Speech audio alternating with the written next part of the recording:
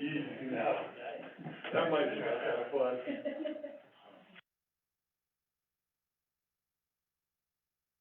Good, good.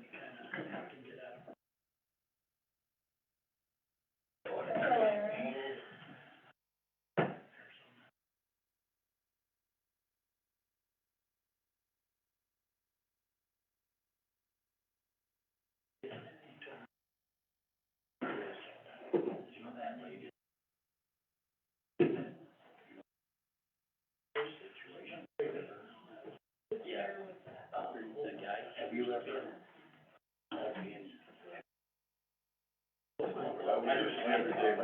I choose one that day. I need to get back in touch with her again.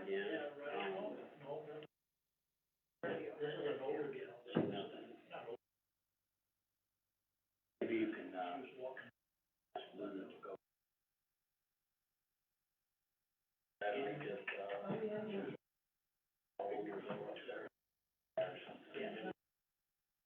No, this is. You can find a lot of. They're not ever told. Yeah. That's Chris, I had Chris is up there.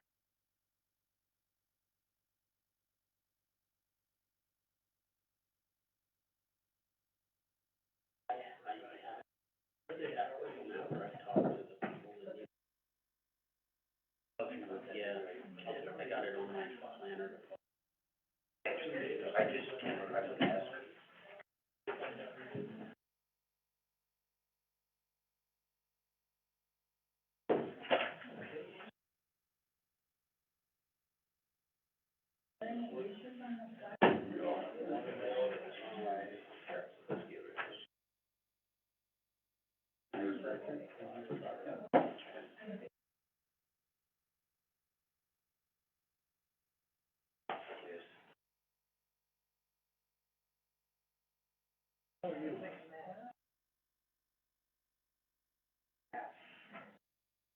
How you doing?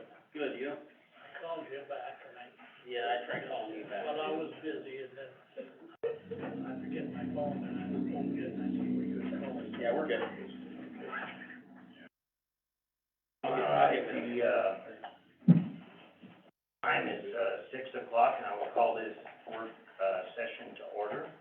The subject is, the first subject on the agenda is, some changes proposed changes to the, permit requiring flat work. And I guess we'll, listen to you, Dewari. Okay. Yeah, I brought this up. I had a call from Excuse me. the guy that was working on his driveway, and it wasn't a very big piece. And, said, do I have to have a permit? Yeah, you do. Well, my thinking, how do we help people in their yard and fix their yard up? So what I did, I brought it to the mayor and then I talked to Sean a little bit about it. I didn't have an answer for that, how to solve that problem. My suggestion to this council, go back and look at it, and we put something in there, pretty much like our fencing ordinance. If you have to repair your fence, you're fine. If you don't, if it's a new fence, you have to get a permit. But something to that effect.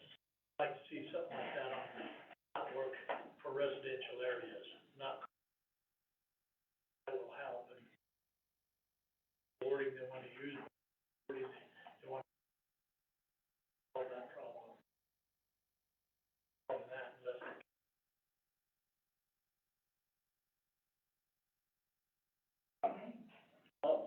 I'll be honest, right now with this, I was opposed to this when it passed. And I had valid reasons, and I felt at that time that they really wasn't listened to at that time also. I didn't feel that flat work needed a permit at that time. I understand that the reason that they presented is because people were just pouring a pad and then just building a pad, right? And they were saying, well, you can't build over utility lines, is the reasoning. They wanted to make sure that, which isn't the case, Lou, right? You can build over the utility lines. You just, as a owner, you take responsibility and liability of those utility lines. Meaning, if there's something that happens to that utility line, you pay the price of demolishing your structure if need be, right? Or you have to replace the utility lines in a different location at your own expense. But I'm 100% thinking that it's not needed. I don't know what everybody else's feelings, but that was my feeling at the time that it was being passed. And I actually talked that night, and they said, you'll find out soon enough. That's what I was told. And I'll tell you, I was driving down here just this evening, and John Davidson was a gentleman out there working on his steps, and he had a square, maybe 4 by 4, around there, putting the brackets around there and everything. That, just cleaning. So, the only way I know, I would suggest how to solve that would be to change it so it reads, or if it's listing that work, that they don't have to come in. A new driveway or construction or contractors, a lot of work. That's my suggestion. But it's okay, I think we just need.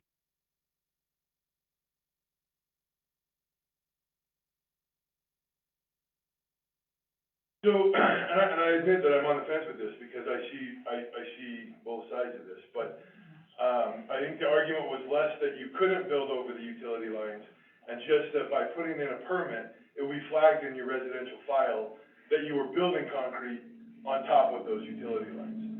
I think the intention of this, could be wrong, but I think the intention of this was to, because what happens is, so, okay, the owner goes in and says, well, I accept responsibility. So then they turn around and sell to some guy who moves in, their job brings them in from out of state, and now they have all of this stuff that they don't understand, that the other guy was okay with it, but if they were forced to get a permit, at least if you pull the permit, pull the file at the thing, you would see, oh, this concrete is on top of.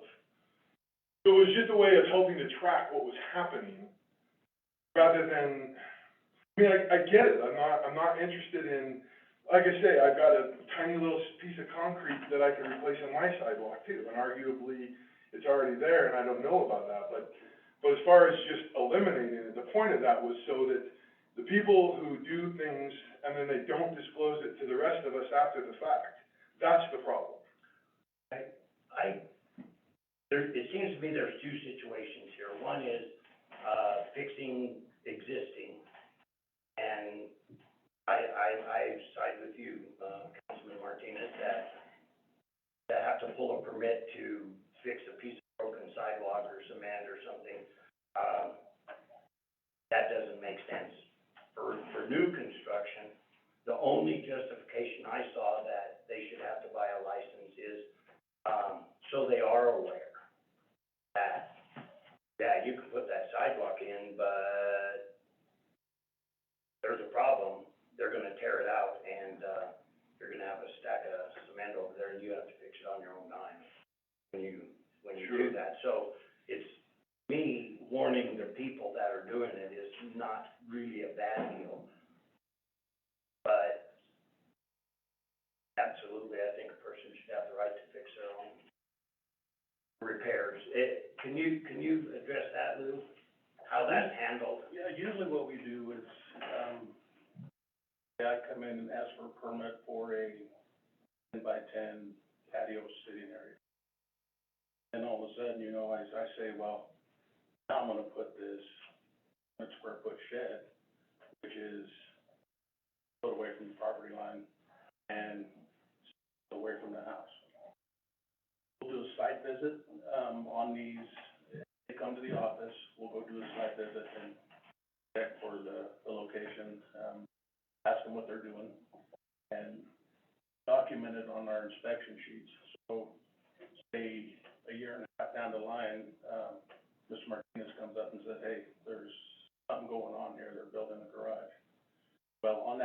plan sheet is gonna show that this was just a patio area only, table and chairs. We will do a site visit, we'll make sure they're compliant at the time when, the work's being done.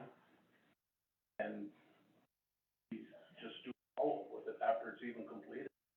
But if they did or did not buy a license, and there's a pad of cement in their backyard, they start building anything on it, that's the offense, isn't it? That's, just because they bought a permit to put the cement in doesn't mean that they're not gonna do the other infraction and didn't buy a permit. And I don't see the difference. They're either gonna break the law and build a building, or they're not. And then you would get to, if we're talking about sidewalks also, if we get an intersection, there's an ADA ramp. Have to replace that broken concrete, because often it's deteriorating, so it's kind of defeated its purpose as far as an ADA ramp. Slope on that. I was talking,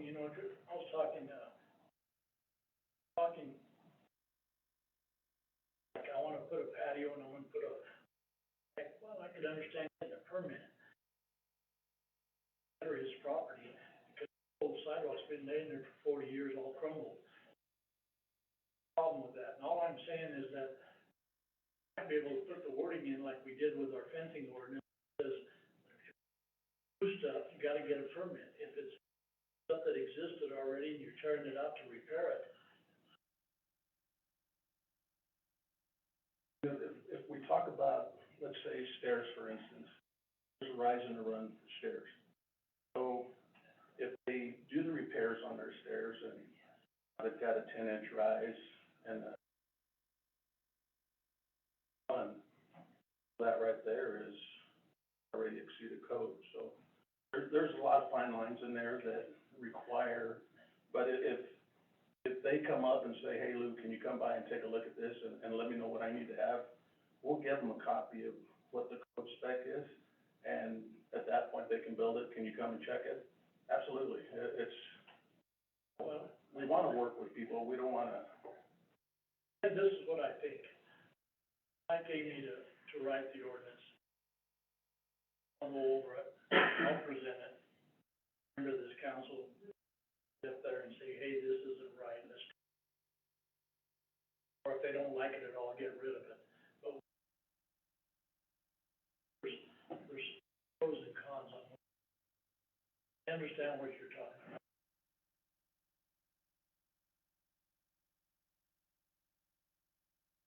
I could understand.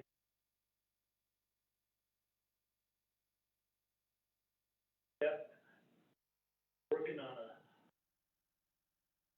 broken piece of driveway, I was working on it. 4 foot by 6 foot. Great to me. Sidewalk on there for.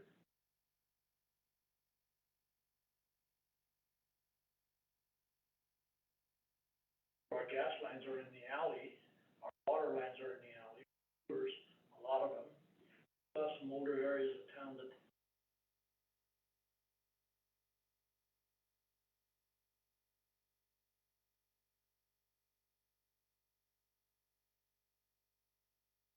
Ordinance is presented. At it, maybe we'll defeat it, that's the way it goes, but I'd like to take a shot.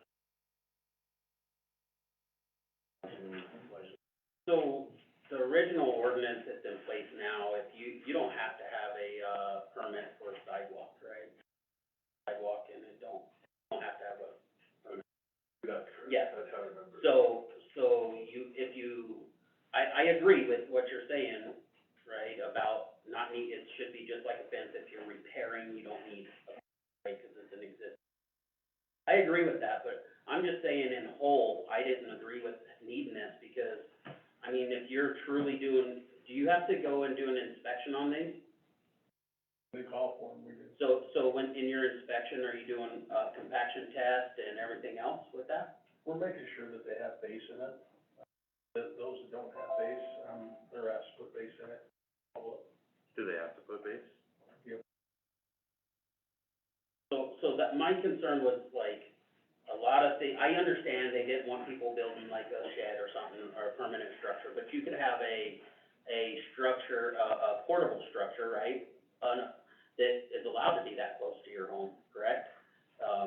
It can, or another structure. The way the ordinance is now is you can't have building within 10. So if your neighbor has a shed in his yard, off the property line, then you decide you're gonna put one in, put off the property line, right there, you don't have your 10 foot. So, and that's in our ordinance, and I believe for making some modifications on that, so 10 foot between it's the adjoining property or your. So with that, I mean, I get what, I understand at the same time what you're saying too, right? But I believe that's what a home inspection is for too. I mean, to me, this ordinance wasn't even needed at the time. Home inspections are for that. It has been, flat work's been a thing that's been ongoing for years and years without an ordinance, and requiring a permit. The only thing you needed a permit for is the curb and gutter, I believe at the time, correct? Mm-hmm. So, I mean, we just created something that created more work, right? For inspection, or an inspector and everything else to go out there. I understand modifying it to make it the other way too, right? However, fits whatever the council decides. I'm just saying, in my opinion, it wasn't needed. So, Lou, and just forgive me, my information is crazy, scary, outdated. I mean, I built houses for a while, and when we would pour a driveway or something, right, we would have to compact it, and then you put your rebar in, and then that had to be inspected to verify that it was 4-inch compaction with rebar, and then you had 4 inches of concrete going in it, and et cetera, et cetera. Is that, right now, is that being done? And I guess I thought that this ordinance, I mean, that would be the idea of getting a permit, was so that it would be inspected to verify that those processes were being done. Very rarely have we seen or put in driveways. Not everybody's using fiber mesh. Okay? The fiber mesh is like hair, is what it is. It holds Sure, no, I actually put that in our driveway, but they Yeah. still use rebar. Yeah, Not required? no, Okay. fiber mesh is the way to go now. It just cuts down on the cost.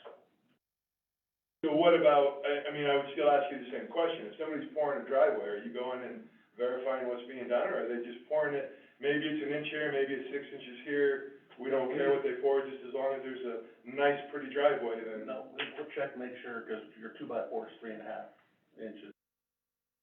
Right. So we follow that and make sure it's up to grade, and that way, we'll make sure that we have our 4-inch. Okay, so would the removal or changing of this flat work permit change that particular process?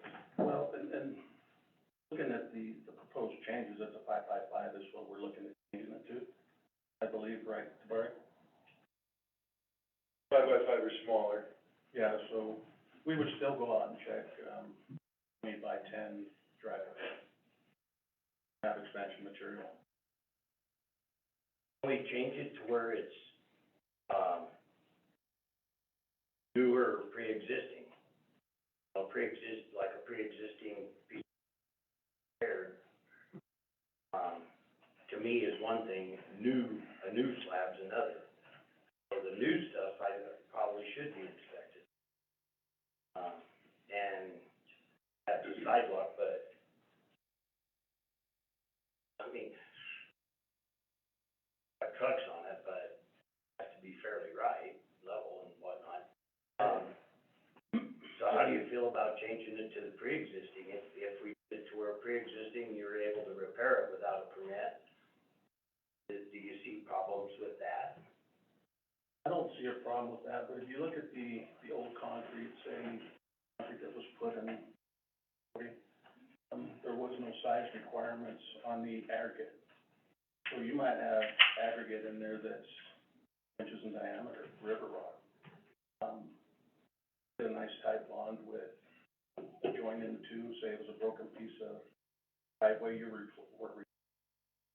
I don't really see you would do that unless you saw cut it out and get your edge on it. With the concrete we had back in the day before my time is,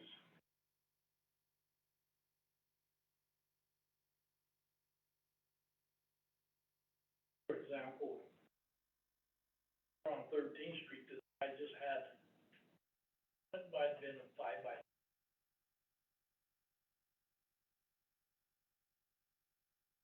Already had his cement. The rest of that sidewalk looked nice. Gotta give a little bit of flexibility.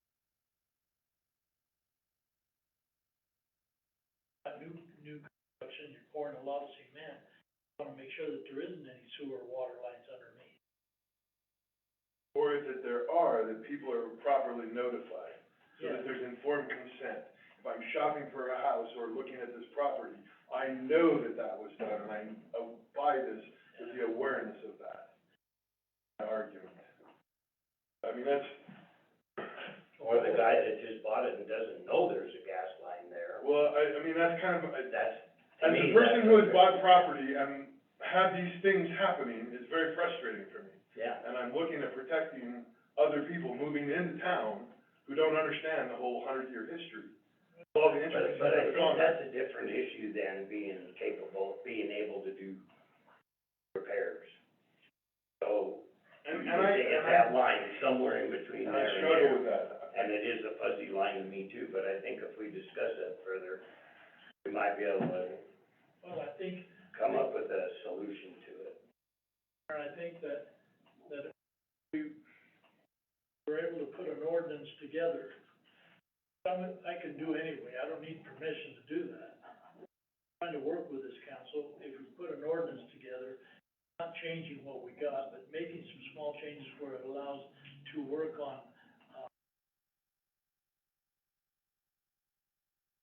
already been done for years, it's just crumbling. Maybe we could put a size on it, I don't know the answer to it, but we put something together so we can really discuss it, language, and see if we're that language. Not happy with the way it is. Well,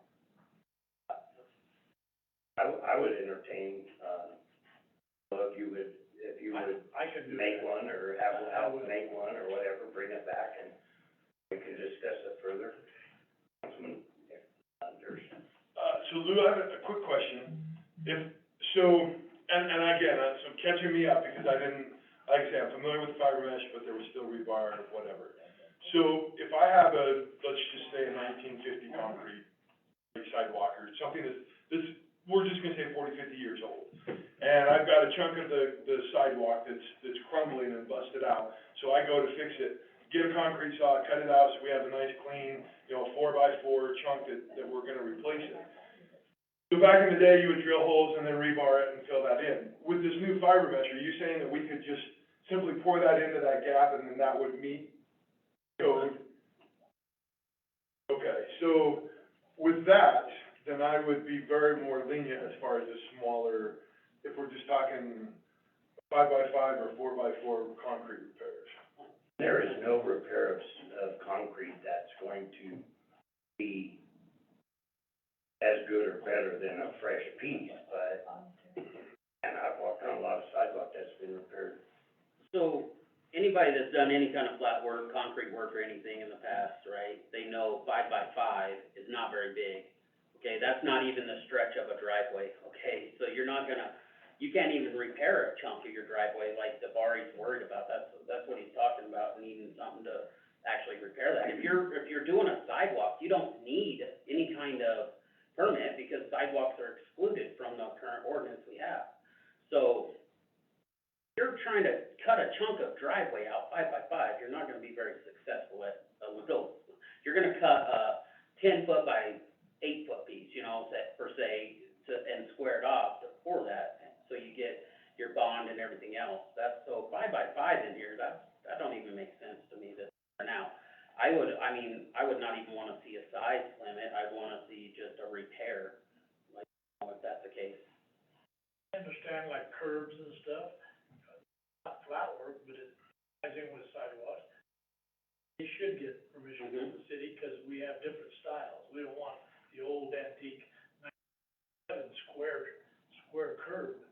They've gone away, they've done away around. Councilman Smith?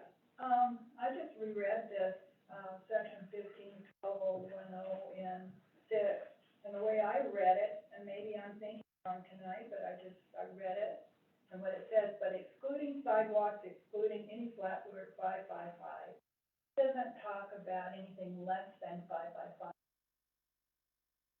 So I think this is odd, because if I looked at this, the only thing it's excluding is 5x5 sidewalks or platforms, whatever you're doing, it's 5x5. You can do more than or less than, exclude 5x5, so that's the way I'm reading this. That or smaller. Don't. So I think it's flawed, the way it is. Yeah, I don't think that was the intention, No, but that's what it some came out. wordsmithing and, right, no pun intended. Wordsmithing. Oh, well played, sir.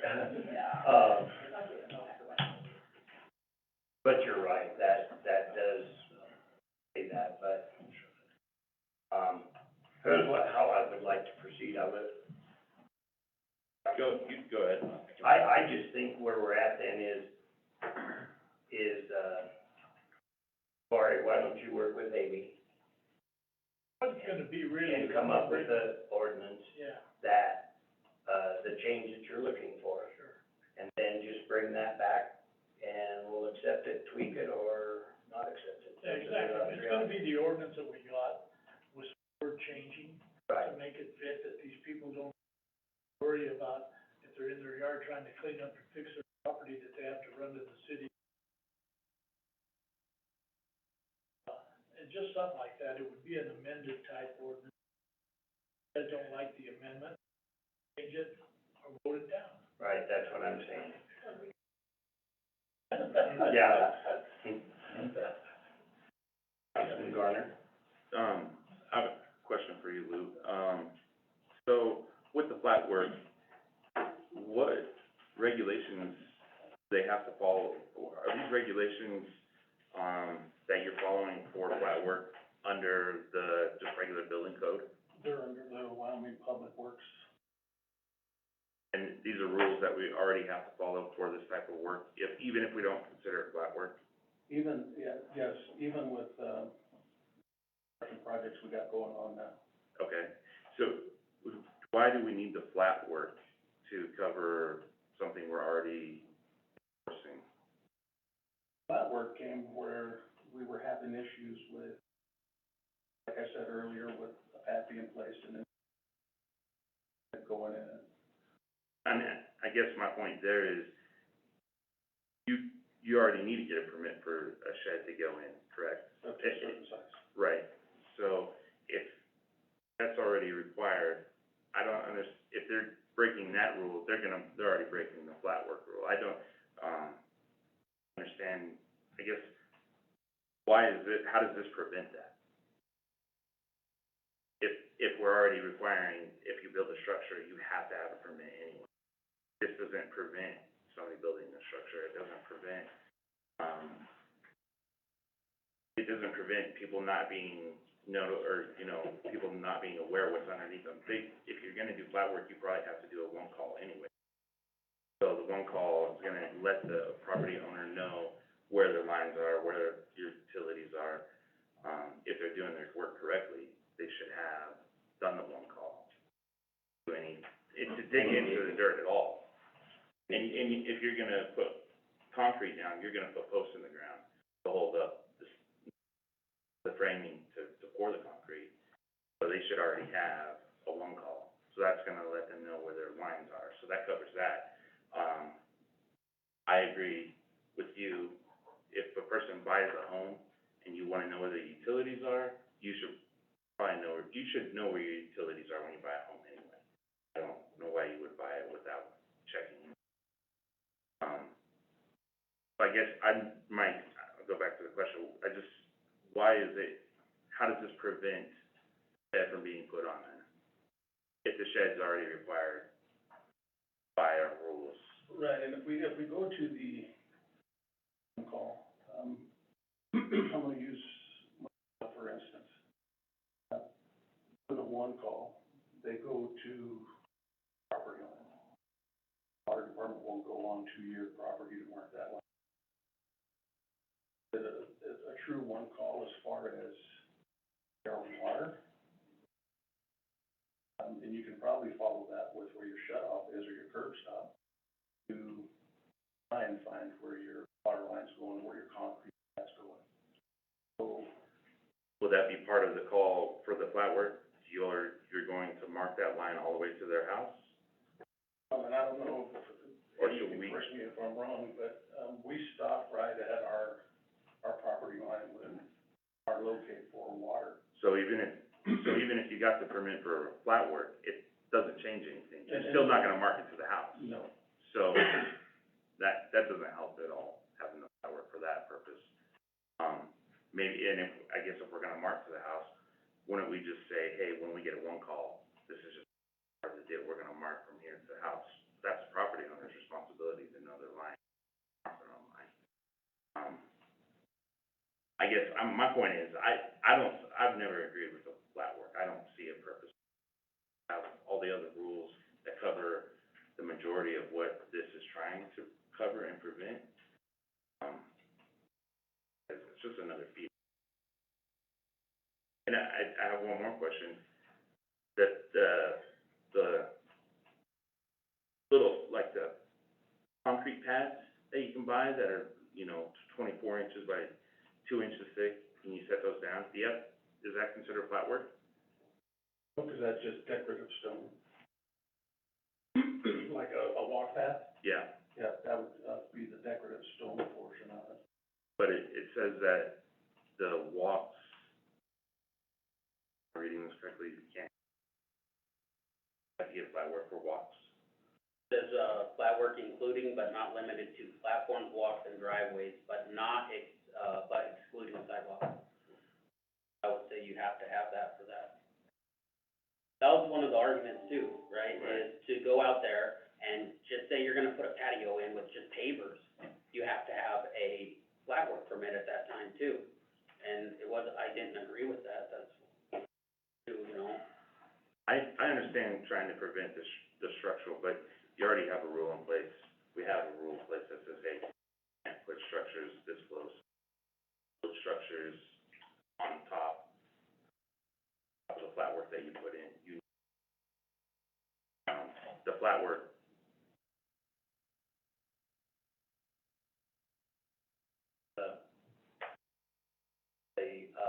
Reason to get a permit because people might put a building there, I don't agree with that either. I mean, it isn't gonna prevent them from doing that. But I do know, I have known several people that have done things, like put in a sidewalk and then wish they'd have moved it over 3 foot because they have to tear the whole thing up again because water lines under the whole thing where they could have moved it over 3 foot and. but they'll get that And so from there's one call, correct? No, one call, one No, call. but I mean, the flat work One call marking won't is a mark given. it. So that's a true, what Lou was saying is they mark up to your property line, Right. right? So at the shut-off valve, from the shut-off valve is considered your main valve there. From the main valve back to your property, to the, even inside where your meter is private property, Right. they don't mark private property. And that's my point. That's The flat We're work talking doesn't. about the city, not The Market. city, yeah, but the The gas gas, and, yeah, Gas and all telephone, that, they yeah. come in there, 'cause I just did one the Yeah. other day, they come in.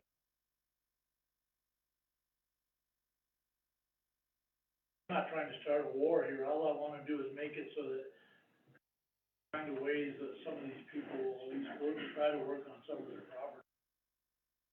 However we make it. Me, anyway. I just say, the hell with it, we're not gonna do it.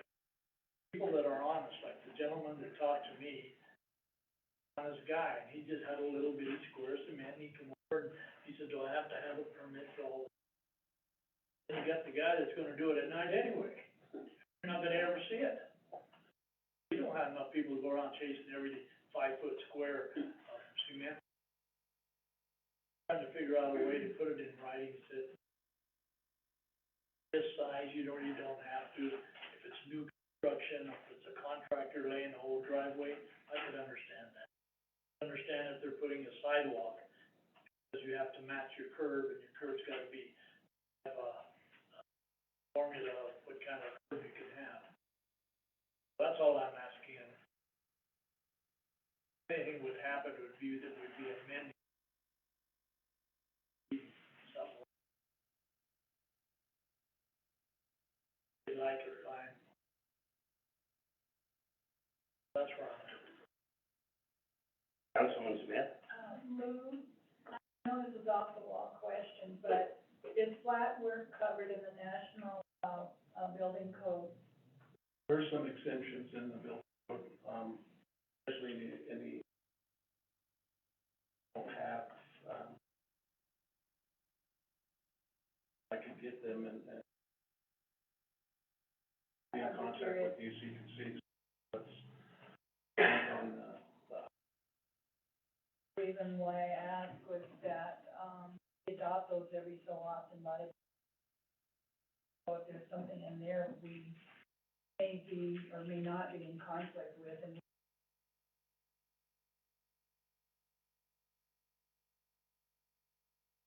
at the, they're, to them, just make sure that thank you for that. You know, in Kingman, Arizona, they use the 2012. They absolutely refused to give up, and I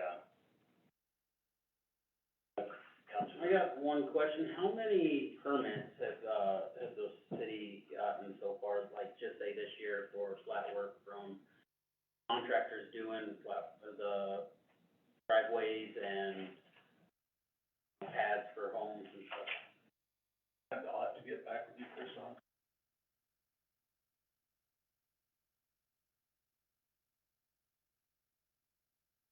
Yeah, if you could, I'm just kinda curious, if people are, you know, with what's in place now, how many people are actually bypassing that now? I have to get that for you.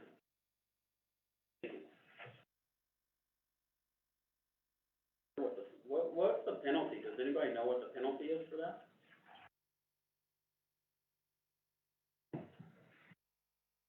Lou? Know what a penalty would be for that if they, didn't have that, like they were doing? All the fast stories, this happened.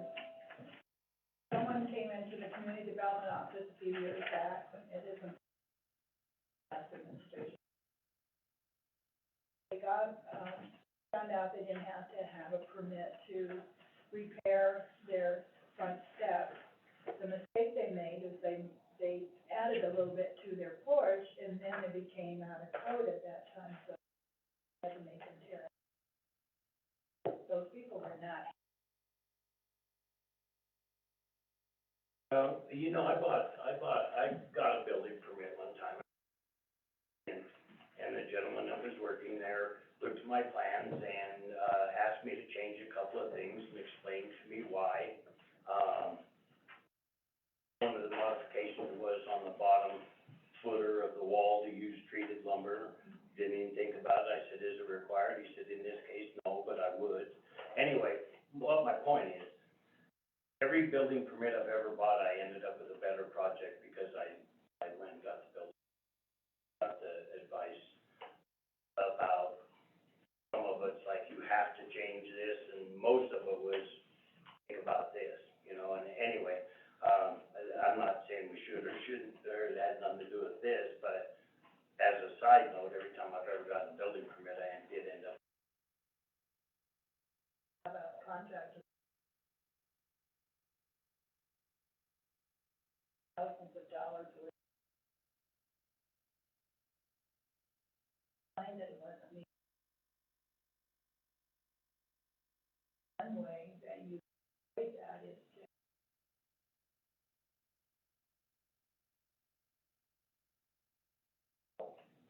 But I don't think, I'm not. I don't know how long I agree with that, but the minor repair stuff, Yeah. I agree with Barry on that, so. And I don't know how long this has been. I tell you, 13 years ago, when I bought my home, the driveway was crumbling, they must have put, part of it was okay, part of it was terrible. Sidewalk was in bad shape, the curb was fine. Hired a guy and told him, come in and do the work, whether he got a permit or not, I don't know. There today, and years later, 10 years later, we're working on this ordinance. Apparently, we didn't have one. I can tell you now that I knew where my gas line was, where the water line is, where line is. That section of the that was built in 1960, the alley. The gas, the water line, and the sewer. The alleys. Figure out why they put them in the alleys, because some of them are having to go uphill. You know, and that's where we have a lot of the city problems. Having said that, we had nothing. Had to move my property. Easier for me to drive it. We're just falling apart. My next door neighbor, you can just go look at his, it's old. And the water runs down and gets underneath the new sidewalk that I put, it's gonna be. I remember when Danielle brought this to us, she had an explanation. I'm sorry, I don't remember what that. The part that I remember the most is the fact that once they have the slab, then that nothing stops them from putting up a building, which I don't agree with that. They're two completely different issues. Either you build a building or you don't build a building, Flat but, earth to me is the. well, I agree. Separate thing. They're totally separate, and just because you have a flat work doesn't mean you're gonna build a shed, or you are, or aren't, you either. I got people building garages now, these pole barns, they just bring them in and put them, and then they close the door and they put the sidewalk in, or put the driveway inside, you don't even see what they're doing. Don't report it. I know, so All right. I'm not trying to get away from it, because I think what we're doing is fine, everything's fine. Trying to make it easier for people that they don't have to keep running over here to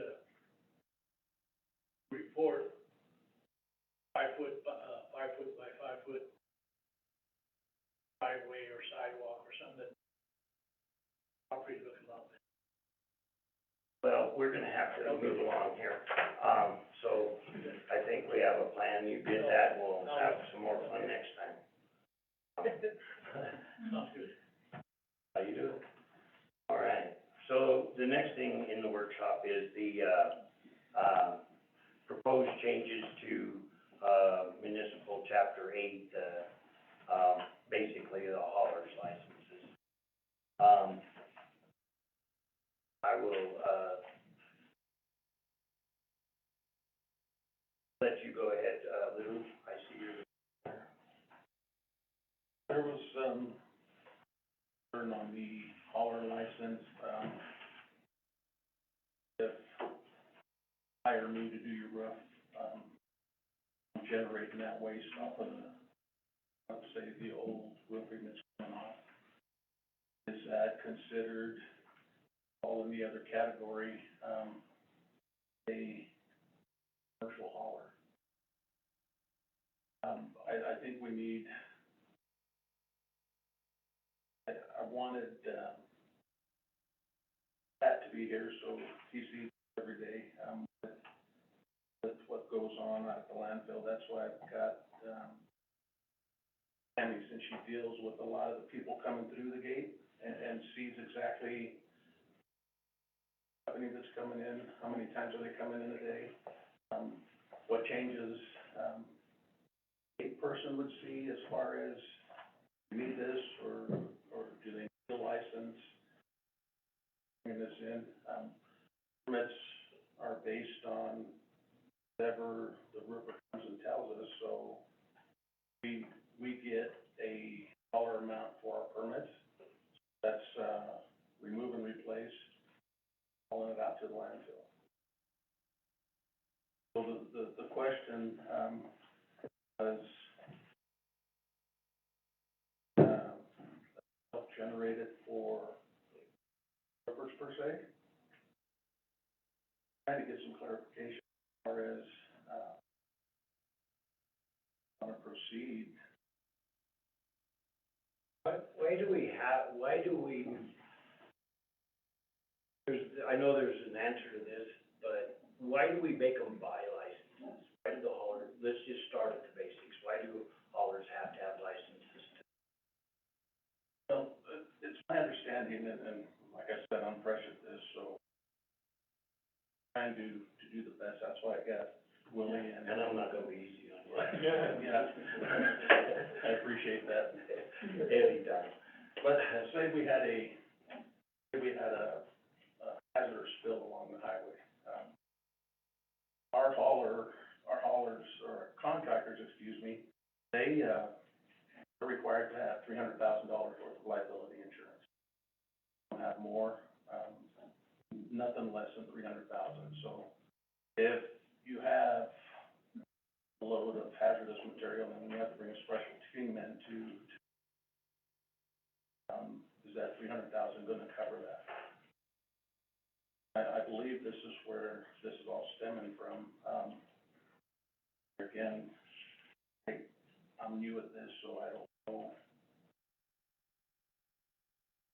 line items that, I've read this, and I'm gonna depend on my. Well, the way I see it, and I'm just gonna spit it out, just another starting point, I guess, is in my belief, we have two haulers that haul garbage. And if you start making other people buy licenses, I mean, that's every contractor, they get paid to haul. You know, I've heard all kinds of, this has been batted around, and you know that. And it's like the contractors, you know, they don't wanna buy the hauler's license because it costs them a ton of money. They already spend a bunch of money.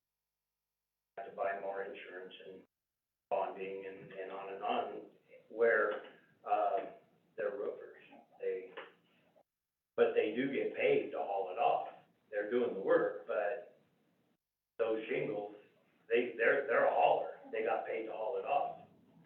But if my neighbor says, I'll give you $1 to take this sack of trash out to the dump with you, or I'll pay you to clean up an apartment that somebody moved out of and haul it off, them people need haulers. I think we're getting carried away here. I personally think we have two haulers. I personally would like to see it stay that way. That's where I'm at too, there's a difference. My primary business is to go around hauling stuff around town, old buildings and trailers, just haul it out to the landfill. There's a difference between the guy that doesn't have a lot of money, but maybe he's cleaning somebody's property or yard, takes stuff out to the landfill, maybe 2 or 3 times. I know when they haul stuff from my little rentals that I got, they go out to the landfill, I pay for the landfill. They will not let them, you don't let them in until they contact me and say it's okay to put it on my bill. I don't mind doing that. I think there is a difference between the average citizen that's just trying to, ask to clean out the property, and because he has a little flatbed, he can do it. Yeah, it looks like, if that's the business they wanna be in, and wanna haul up for a living, they ought to get a permit. That's their primary business. Well, that's right. But if they're it's gonna not make their it primary, if but they're if gonna make it's it not their their primary primary business, Mr. business, Mayor, if they're gonna make it their business, to do that all summer long, that's their primary business. I have a neighbor of mine that he might clean 3 or 4 yards and take them out to the landfill. I've hired him to haul some stuff for me, and have to call me to find out if it's okay to put the price on the bill. well, sure, but did they make him buy a license? I say, I don't want him to. Right. I'm like you, I don't want him to. I think this language is very confusing. And if we took it absolutely, totally, literally, the way it says, anybody who does yard work, anybody who cleans the houses, anybody who hauls a furniture for their next door neighbor to the dump, then they are self-generating, or they're hauling for a fee, third party. And if you apply this, it's gonna get all those folks who just do it incidentally and not as their primary business as refuge and that do this for a living. And I've had it recently, to my attention that people who clean out houses once or twice a year should be getting a fine because of it. And that's when I started looking at, wait a minute here. I think there's some really flawed language in here. But I'm not sure who they're making get licenses, and that's why I'm confused. Don't wanna penalize people. Kids or teenagers that go clean up the yard. Weisenberg? So I would agree with Linda and DeBari both about that, right? I'm the one that kinda got the message about this and the wording and stuff, and I looked into it. And I'm the one that actually asked to have this looked at, the wording, because the way it is worded, everybody needs a license. If Councilman Durr hauls his own garbage to the landfill every week, by the wording of that, ordinance, he has to have a hauler's license. Caramore, prime example of Caramore, a yard company in Rollins, by the wording of the ordinance, has to have a license, you know? I agree, we have two haulers in town, with MS&W Waste, you know, but, no, strike weird, but, or bad, but, you know, Blackwater does, contract hauling, right, for, like, their roll-offs, you know, so I think that's where this stemmed from, is because of them they were told they have to have a license. So the intent was, you know, for commercial haulers, but it was never clarified that way, and that's why this is brought forward. So they were requiring Blackwater to get a hauler's license, and, I mean, by the way that the definition is, he has to have a hauler's license. Even the way I read commercial hauler, he will have to have a hauler's license at that point too. But it is, the wording that's in here is confusing, and I do believe we. The part that's not confusing to me, who gets paid to haul and who don't? That's not confusing to me. The guy that does it twice a year for Linda, cleaning out her rentals twice a year, and that's the only job they have, that's his primary business. Yeah, he only does 2 a year. Then he has to get a hauler's license, I don't agree with that. Somebody that is not really in the hauling business, does it occasionally. Kind of like the liquor licenses, if you have a resort license, you have to have, 60% of your bills be, food, and a lesser percent. If you're considered a commercial hauler, then that means that's your main business. And, 100%. and with Blackwater, if they have to buy a license, so does every contractor in town that does demolition work and haul shingles and sheetrock and grass. So that's where the wording, that's what we're talking about, the wording of this requires every individual here to get a hauler's license if they're hauling, even a private citizen hauling their own garbage to the landfill has to have a hauler's license according to what is in there. It's black and white in there. I know, I read it. Yeah, so I don't know what you're trying to get that's across. what I'm saying is we gotta straighten that up. You know, it is simple to say we have two commercial haulers. Am I wrong on my hearing, Jim? Are you saying that to do it for a living, they have to get a permit? Those that do not do it for a living don't need a permit. Well, no, what I'm saying is to me, when you ask, what is a trash hauler? You know, who should have to get a permit to haul? That's two companies in town I think should have to have it. And that's Wyoming Waste and Dirty Boys. Now, if we make somebody like, Blackwater, because they occasionally bring a load from Sinclair or whatever to the dump, and then we have to do every single, commercial, contractor that does sheet rock, shingles, grass. I mean, they're getting paid to do it and haul it off. So where are we gonna stop this at? I think we have to. Well, we stop it if your main business, if that's your business. But what if it's a little bit of your business? But I have a problem. It's not defined. Okay, well, we have to work on that wording, but other than that, I think that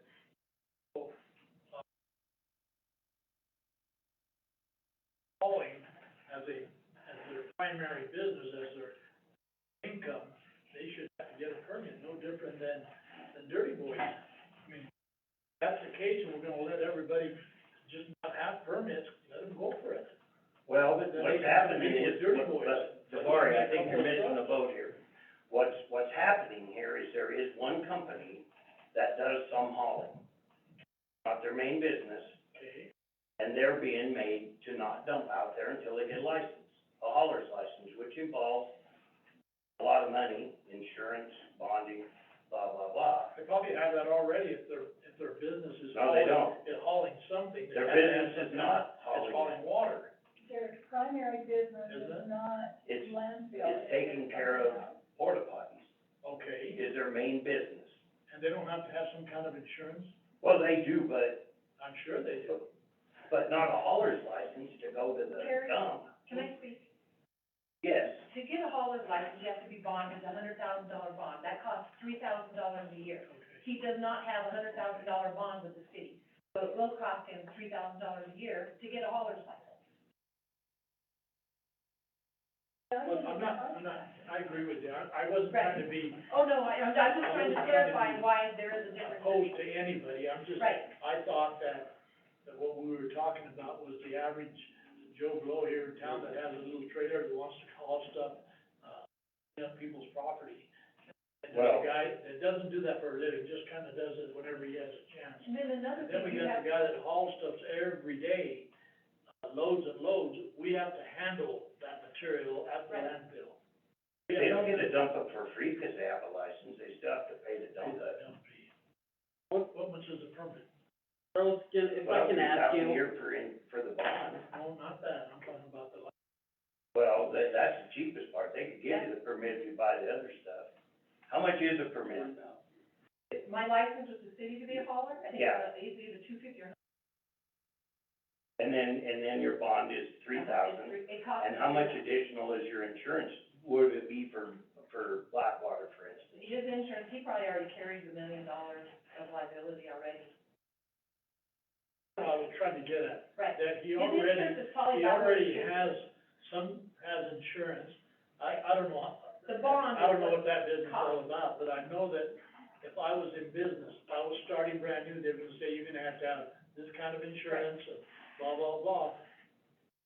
They already have that, so they pay $200 for a permit or $150, Right. that's not, If the bond is what I'm getting is that I don't think we ought to open it up to everybody that can come in here and get a permit and start hauling.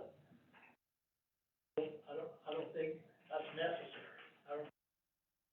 Rose, oh, sorry. Well, I think if 10 people wanted to come and start garbage businesses, we should let them. Yeah. Exactly, I Right. want that. But, I'm saying the average but, person that hauls stuff, like the two guys that clean up my property every Right. spring, they go down to the but this landfill. law, and pay for it. this law in front of us says that guy, he charged you, would have to have a hauler's license and get $100,000 bond. The average guy, I don't want to. Well, but where are you gonna draw that line at? A guy that does it as his main business, yes. Yes, that's what I'm Okay, so saying. what about the guy that does it 15% of his business?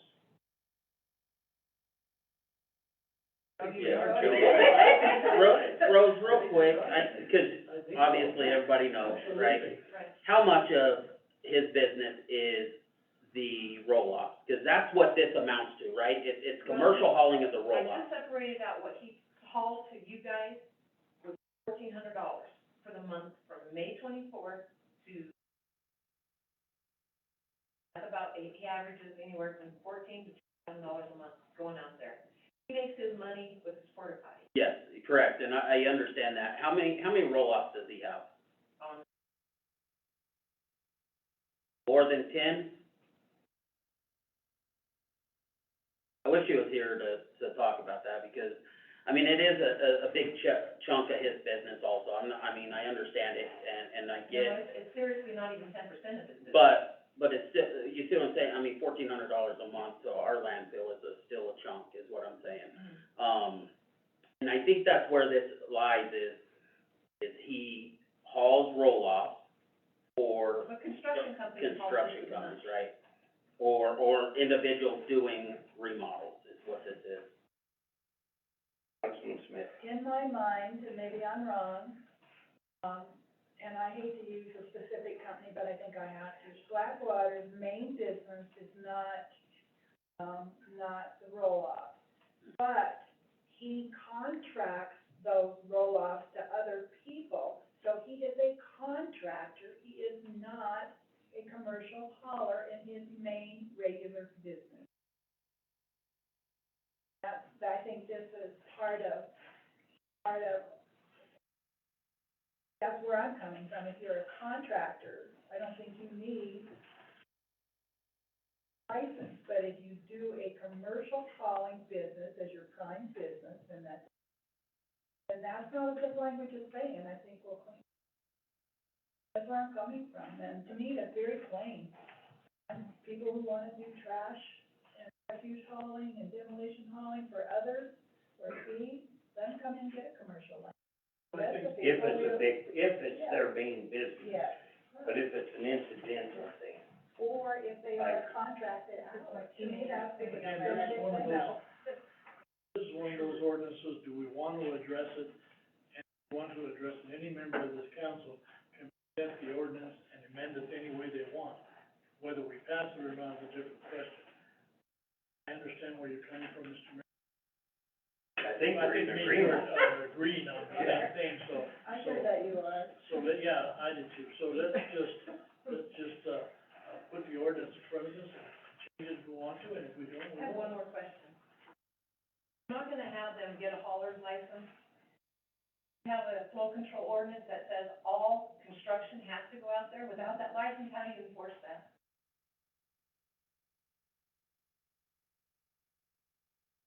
So all waste generated, that would. I thought the term was all generated waste, right? No, it's it's everything. That's what I mean, Yeah. anything that would go to a landfill generated within the city limits Right. has to go out there, Now, it still stands, right? unless we change it. Even as a person who creates my own garbage, it goes out to the landfill.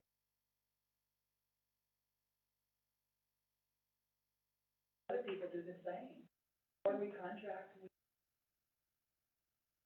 Is that ordinance dictated to the public, or is it just dictated to the licensed haulers? No, I think if, I read it, now, I could be dead wrong, but that's another confusing thing. When I got down to it, it means anybody who generates trash in the city of Romulus has to take trash to a hauler. The whole reason for that is that the debt, or I consider it, use the revenue. But once that's off, there's nothing stopping anybody, haulers, from taking the trash and taking it else, and the landfill will not get any. Don't you think it's somewhat our obligation to make our landfill, competitive enough to where it should be, one of their first choices? I think that needs said too. Well, we can, we just have to do what we need to do to make it. Well, Yeah, but I think if you have a goal, to get all that money paid off and any, to, or maybe have to subsidize, not subsidize, own it. That's where I'm coming from. Don't have that revenue, then you're looking at dollars per person. Don't have the current. Well, And that's where but I'm then you coming say, what makes you think they would go someplace else if we had it right? I mean, you can't just say they're gonna go someplace else, from. I'm not. because I think they will, if it's a better choice. We It's have called out-of-town shopping. once we get the debt paid off, I think. Yeah, but that debt's not gonna be paid off for 20 One of the questions when this conversation came up before, one of the questions that I asked, and I asked our finance director right off, I said, I just wanna know what it's gonna cost residents that I represent in my ward. How much more is it gonna cost them on their landfill bill if we stop doing what we're doing? Well, but that has And then, nothing, yes, it does. it has nothing to do with this. Well, but you brought it up. Well, You brought it up, so I'm just answering your question well, about when we should do this. I believe that we ought to look at flow control, once we get the state off our back and we pay them off, we pay them and pay any debt that we have to pay, and if it's open, I say sit down and let's negotiate. you do realize that that loan won't be paid off for over 20 years. See, Terry, I asked for a 5-year payout, I asked for information, 5-year payout for this, I haven't got an answer yet. And it's because we were in the middle of looking at our budget, and we still don't have an audit, so that we can make some.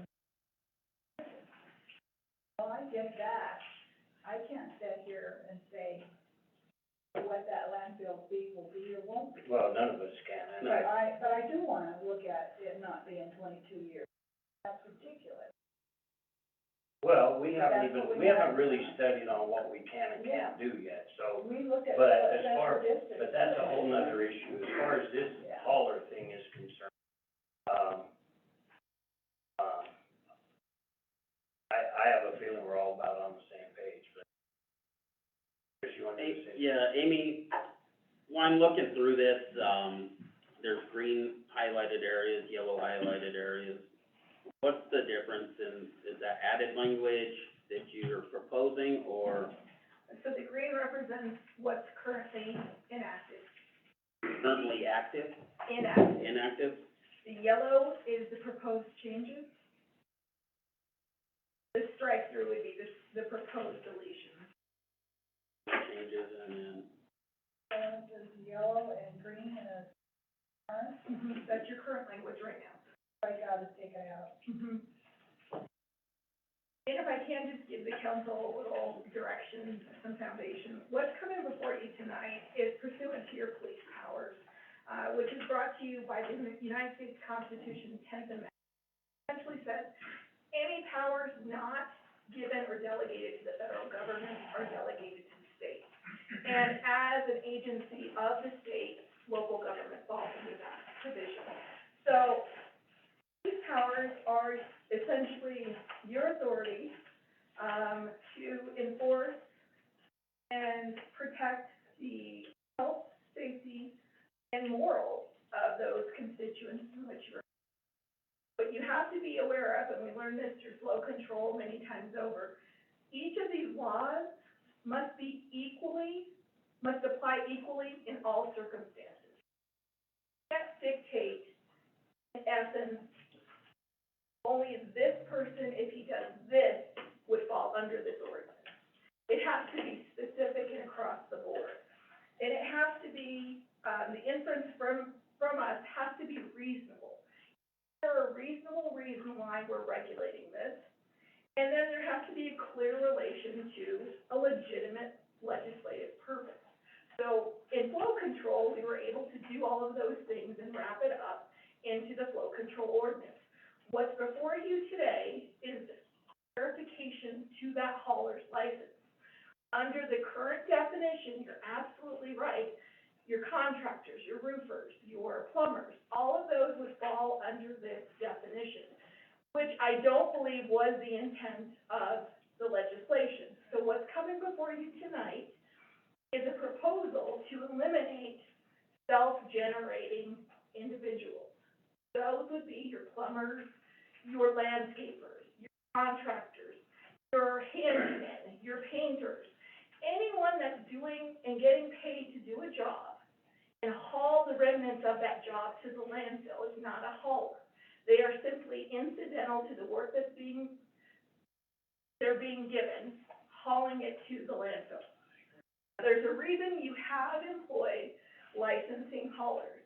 Not so many years ago, the city faced a financial issue with a hauler. They weren't regulated, they weren't licensed, they weren't bonded, and they weren't insured. We got into a difficult position where they ran up a pretty substantial landfill bill. As our constituents and the public knows, our landfill is an enterprise fund, so it's supposed to operate like a private business. Your costs should not be more than the revenue coming in. Otherwise, you wouldn't be in business, you'd be bankrupt. And so in that sense, the council at that time was faced with a decision. How do we ensure that the city taxpayers don't have to foot the bill for another hauler taking their trash and not paying their bill?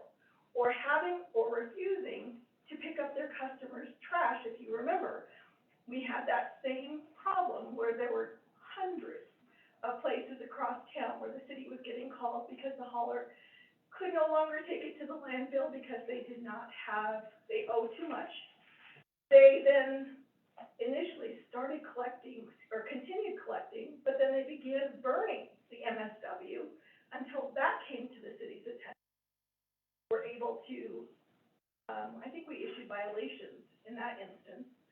And so once that person was that entity was no longer able to take to the landfill or burn it, they simply refused to collect trash anymore from the citizens of Rollins. Citizens of Rollins had paid them, and they wanted the city to go out and collect the trash. Well, we're not in the business of collecting. So the seated governing body at that time determined that the best approach to protect that from happening again is to require haulers licensing. It puts everyone on the same page. If you're going to be a hauler, these are the rules.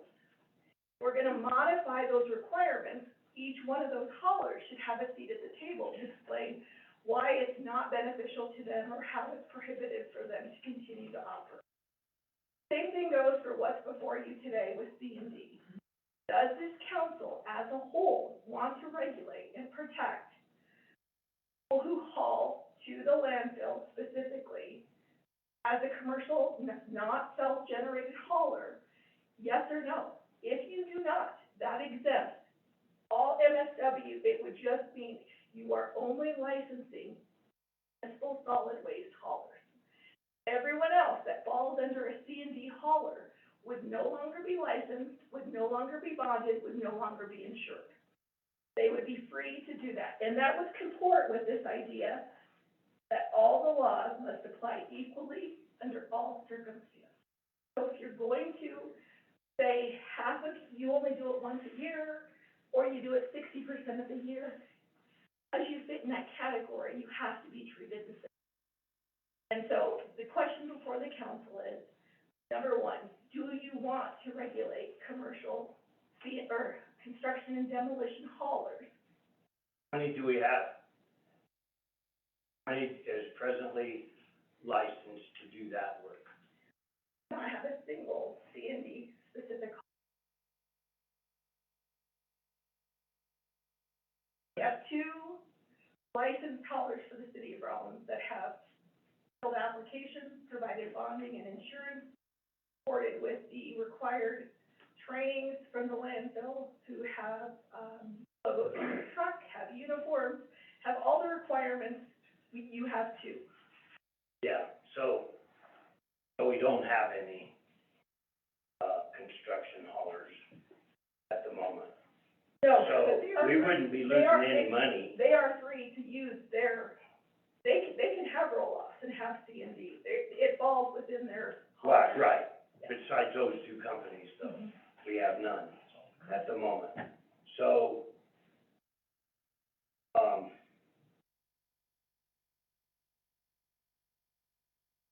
making money by the time. well, but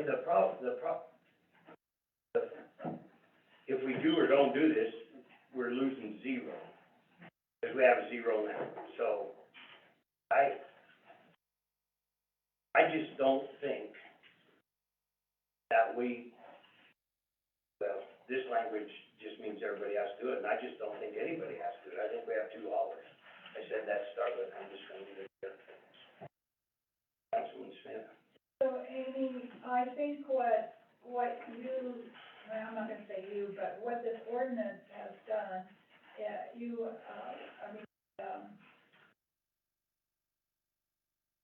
in a commercial hauler, and then the language is commercial self-generated, or generator hauler, which is just, there before, but we titled those such and such, but I guess my point is that the self-generator hauler, does it say they have to get a license? Under the proposed definition that's brought before you, a self-generated hauler would be exempt from the hauler regulations. So your plumbers, your landscapers, your, construction companies, they would not be required to get a hauler's license. Now, if I have a construction company, or if I have roll-off, and I'm going to compete with one of the two haulers in that roll-off, where here's a roll-off for my business, and all I'm doing is providing you a roll-off, and then I'm coming to pick it up and taking it to the landfill. That would be a commercial hauler, because they're a third-party transport. They're not generating that waste. They're not going into the house, cleaning it out, and taking it into a trailer. They're not loading up their truck. They are providing you the service of having a roll-off and coming to pick it up. The primary business, though, is not. No, and the intent is not to get into percentages or what their primary business is. The intent is, do you want to continue to regulate C&D haulers going to the landfill? If so, then we need to define who you want to come under that umbrella. And then it has to apply to everyone under every single circumstance. So you don't have someone that can say today, I'm a commercial hauler, but tomorrow, because of this circumstance and this circumstance, I'm not. You have to make it so staff understands they're either a commercial hauler or they're not a commercial hauler. So somebody, under the new language, somebody that would clean out an apartment and agree to take the stuff to the dump and get paid $10 to do it to commercial hauler. No, if they are cleaning out your house and they're hauling it to the dump, they're a self-generator hauler. They don't have to have a license. They do not, under the proposed change, they do not. So my thing is, I guess, the way you stated that is Dirty Boys has roll-offs, right? Mhm. Wyoming Waste has roll-offs. And, Blackwater has roll-offs. So now that he's a competition, say, that's why he's required to have a commercial hauler's license in that aspect of it. I would defer that to staff. The enforcement side is 100% on staff. They make that determination. Okay, so with that, with the definition you provided, he is a commercial hauler. Blackwater would be considered a. You're talking about in the commercial hauler. proposed. In the proposed, In the proposed, it would be anyone who is not a self-generator. So a self-generator means a person, a firm, an entity who transports and or collects garbage and or refuse and or construction material and or demolition material generated or created by the commercial hauler's action. No, so by their actions. I go and I am a roofer. I'm contracted to re-roof your house. Part of that job includes removing the old shingles, maybe removing the underlayment, hauling that to the dump. I'm involved in that destruction or collection or generation of that trash. I'm hauling it to the landfill. And so I would be a commercial self-generator hauler. However, if I have a roll-off, and I take it to DeBari's house, and I drop it off, and I do nothing, but I come back and pick it up after he's filled it up, I am now, under the proposed terms, a commercial hauler construction, yes, I would need to have licensing, bonding, and insurance, if that makes sense. And then, of course, you, as a governing body, have full authority. Just because what's being proposed to you is this, you have the authority to say, we don't want to regulate commercial construction and demolition anymore. We want to eliminate it and just license or have haulers for municipal solid waste. And that's what's before you tonight, is kind of getting your feeling because of this issue. We, as staff, did not believe the intent was for this council or the previous council to require every self-generating hauler to get a license. The intent was specifically aimed at those that are engaged in simply hauling this for a fee. But again, it's completely up to you. My caution would just be that we can't be unreasonably arbitrary or oppressive, and the laws must apply equally under all circumstances. So, the council, this is not an easy decision for you, to make. There's pros and cons on both sides, and I feel much better having you hear what's being presented to you. I think there was a little disconnect in the beginning. What you currently have on the books is essentially there is no self-generator exemption right now. And what we're trying to do is present you with that option. Thank you. I think we'll have to work on definitions. Did you have something to say?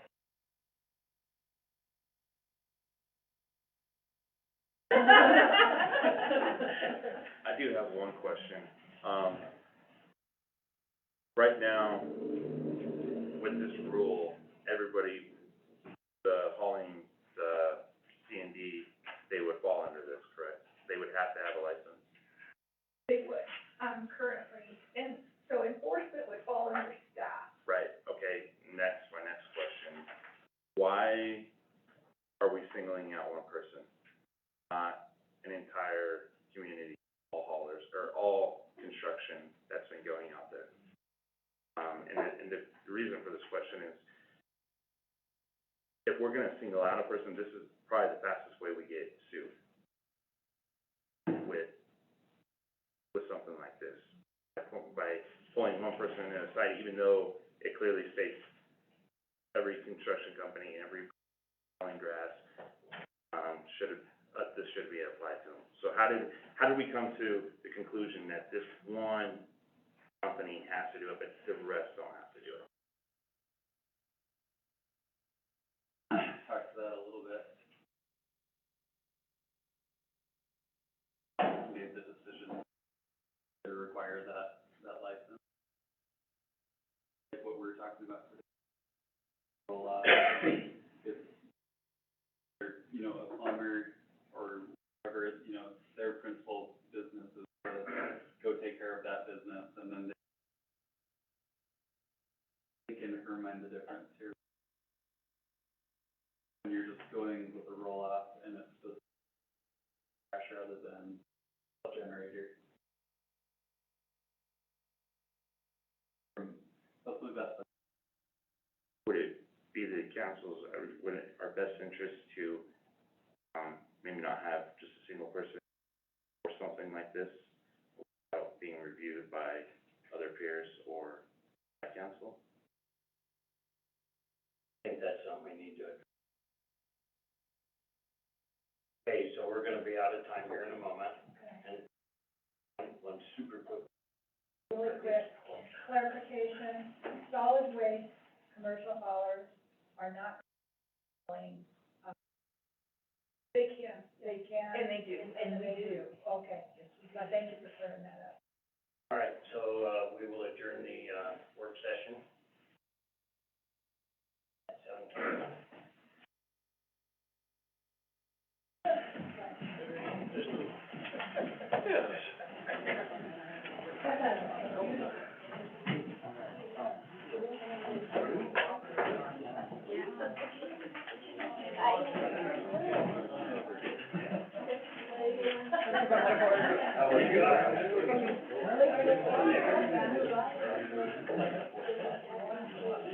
Very well.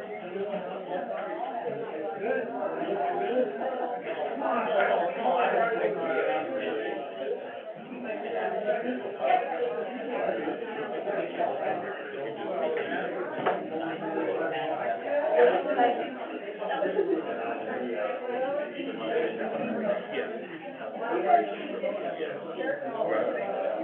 I seen it, and I gotta find out what the process is.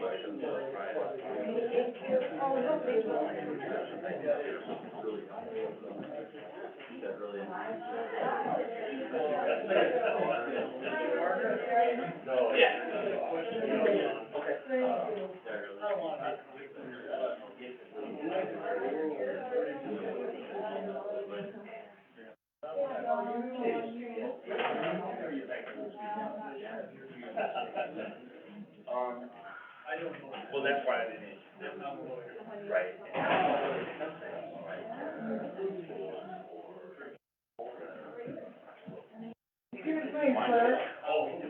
Yeah.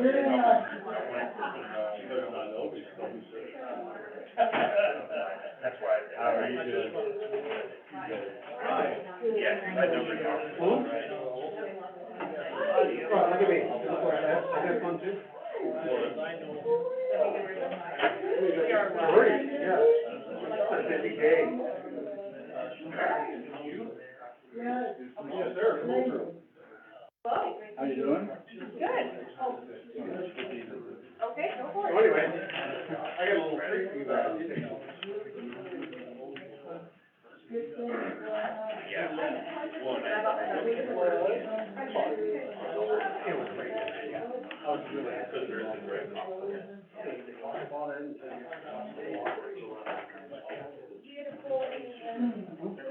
No. One adult arm, only one button, and then it goes out. Yeah, nobody, had a couple that, I didn't go off on the. But anyway, Yeah, no, yeah, I don't wanna, Besides that, yeah. Oh, not a bad picture. Look at that. There you are on Facebook. if Like it, it's they're right. How are you?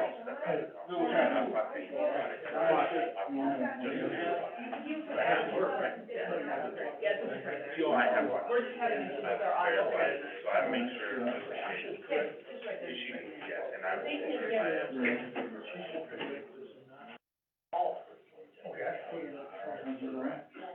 How are you?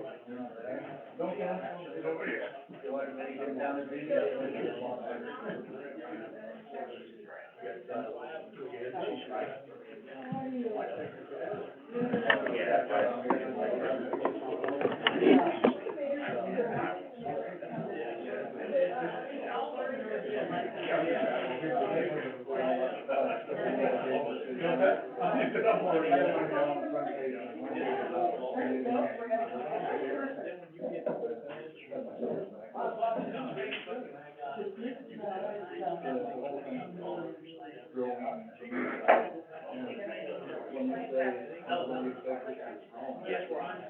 Yeah, no, and you're right, and I'm glad that this issue got hard, I think a lot of people, I think they don't get.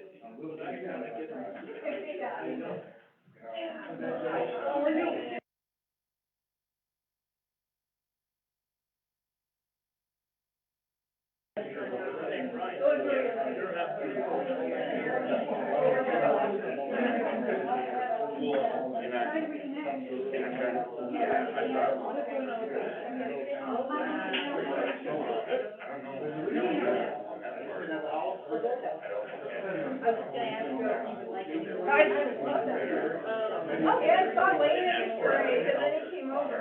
Yeah, already, I both waited over there. No, you're good. I heard it, you know,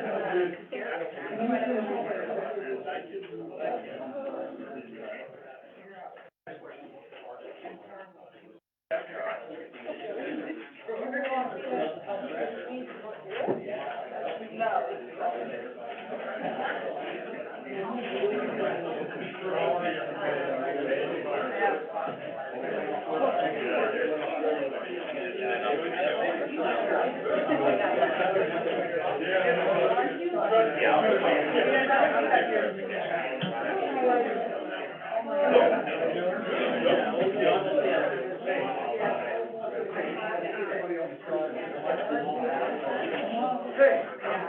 better hurry.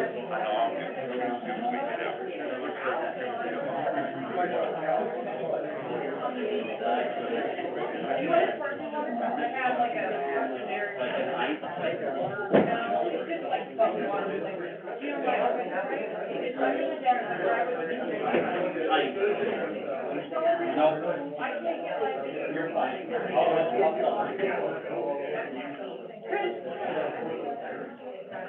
Almost, we got 2 minutes. Oh, I know, internet, I have to drive by. Oh, really? We're having. Hey, where's the? We don't need to pay him to be here.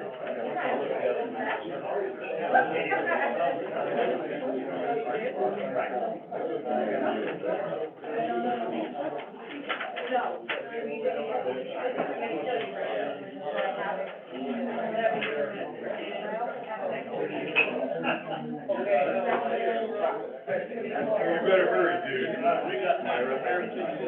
got 35 seconds.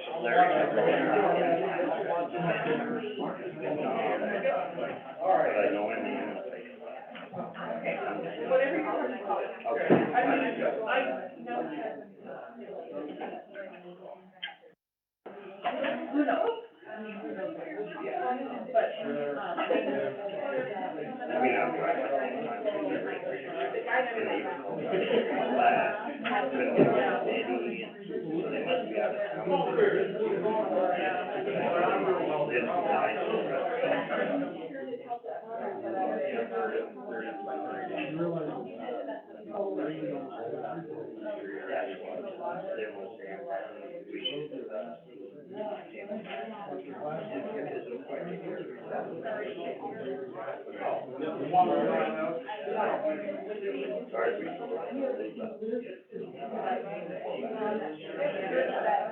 hey, you want somebody to see you? No, you know what I appreciate about construction, sure. Yeah, we can get so much And honestly,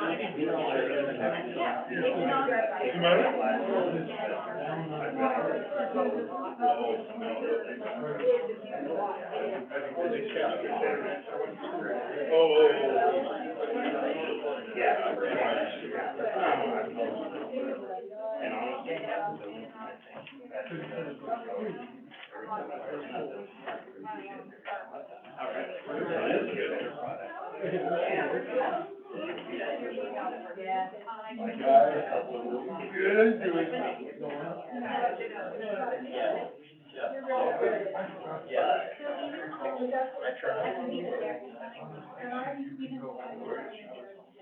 So, we have a, news report, I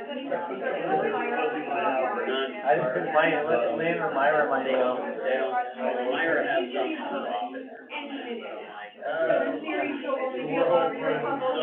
Literally. Yeah, yeah. I will, I listened to the work session on that. I don't understand.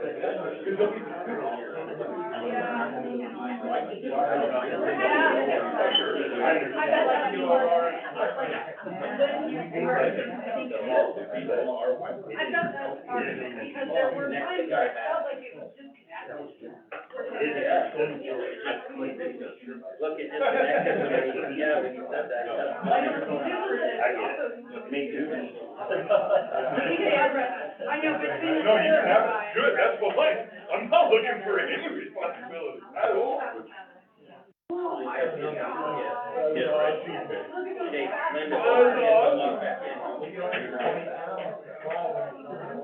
We got it. Stop cheating. No, keep doing it. That little guy.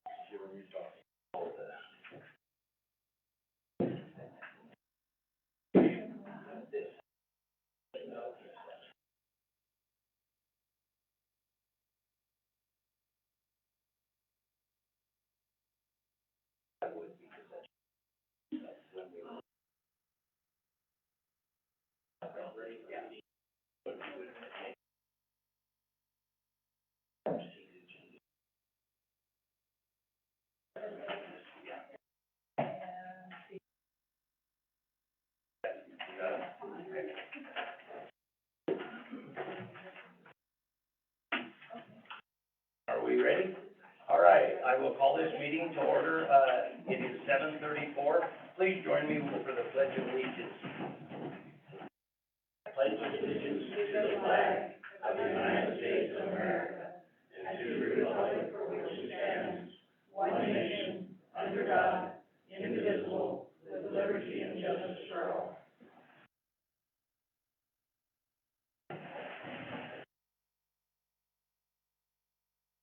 Thank you. Next thing on the agenda is roll call. Mayor Terry Lycum, Present? Vice Mayor Jacqueline Wells. Here. Councilmember Aaron Zerr. Here? Councilmember Darrell Gardner. Here. Councilmember Davari Martinez. Here. Councilmember Linda Smith. Here. Councilmember Chris Weisenberg. Here. Thank you. The next thing on our agenda is citizens' participation. This is the time when any, citizen that has anything they would like to, talk to us about or comment on, you have up to 5 minutes. And who would like to speak to us tonight? Come on up front, introduce yourself, go to the podium, and, you got 5 minutes. I'll try to keep it, short to 3 minutes, how about that? Good evening, everyone. Nice to see you all. Have a good weekend. This is a pro forma presentation. My name is Henry Nicol. I'm a small business here in Rawlins. And, in 2000, I've been a member of the Chamber of Commerce since 2016. I, was on the board in 2018, and I was invited again in 2020 to rescue the, be part of the team to rescue the Chamber from insolvency. My visit this evening is intended as a courtesy response, sorry if I read this, for a comment made to council members by Megan Donovan, the Executive Director of the Rawlins Carbon County Chamber of Commerce. On May 30th, 2021, the council met to consider nonprofit presentations. Megan Donovan, in her capacity, I'm getting old here, as Executive Director, presented the Rawlins Carbon County Chamber of Commerce grant request. At the end of Donovan's presentation to the council, she made the gratuitous allegation, I quote, "We have the Henry Nicol problem under control." Donovan made no attempt to clarify the allegation, nor to justify the implied pejorative aspects of her statement.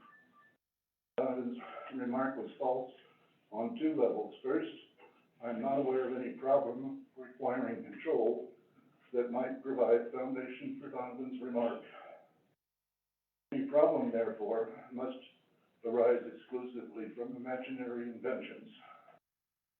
Second, supporting my first assertion, none of the chamber directors, officers, or management have identified or alleged any incident of misconduct or ethical failure on my part as a member of our community, as a member of the chamber, or as a director and corporate officer of the chamber. Donovan filed a false police report, and that established a permanent record alleging criminal conduct on my part. I've met several times with the Rawlins City Attorney and Chief of Police on this incident. City authorities have the matter under consideration at this time. We all understand that there are 2 sides to every story. Donovan's presentation and other unsupported comments should not be unconditionally accepted or allowed to stand uncontested. My own defense, I challenge Donovan to publicly disclose any allegations of specific misconduct or ethical failures on my part, and to present some verifiable evidence supporting those allegations. I presented each member of the council a copy of this, and, the package, it also includes a copy of the police incident report on Donovan's complaint. And, I am a great supporter of our community, I think most of you know that. And in that package is the Times newspaper this past Wednesday that, the commentary on it, the text relates to productivity and opportunities in our community. I have a photograph of it, a project I'm doing with Tesla Motors.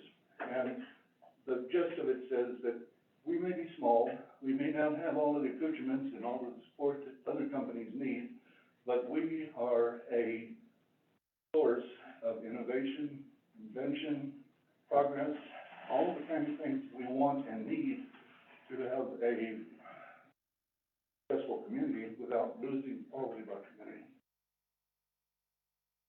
Thank you. Is there anybody else that would like to come up and speak at this time?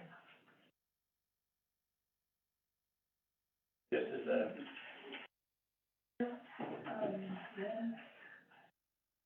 Am I supposed to go now, or are you done? all right. All right, anybody else? All right, so the next thing on the agenda is, consideration of the minutes of, June 15th meeting.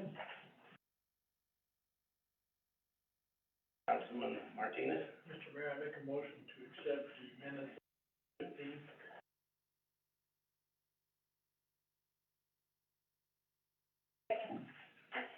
Been a motion made and seconded to approve the city council regular minute meetings of June 15th, 2021 as presented. Is there any discussion? Hearing none, please open online voting.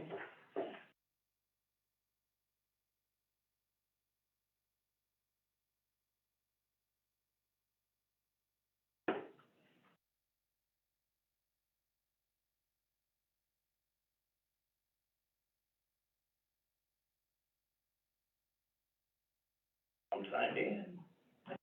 How would you like me to? Yes. Online voting has now closed. The motion passes with 7 yeas.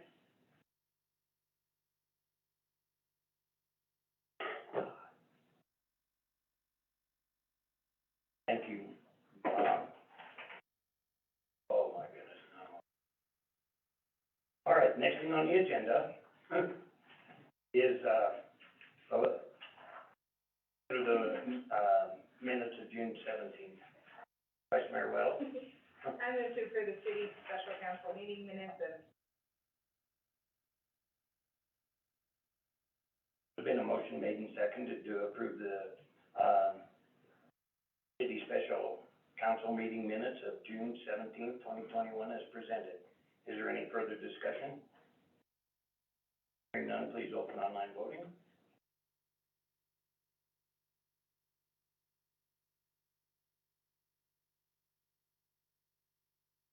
Yes.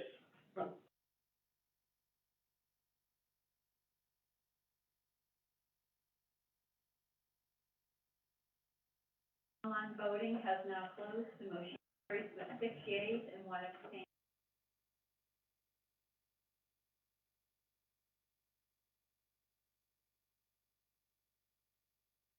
The next thing on the agenda is to, address the minutes of the June 23rd, special meeting. Councilman Martinez? I make a motion to approve the minutes of 3rd, 2020. There's been a motion made and seconded to approve the city special council meeting minutes of June 23rd, 2021 as presented. Is there any discussion? Hearing none, open online voting, please. Online voting is now open. And yes, and I don't know why.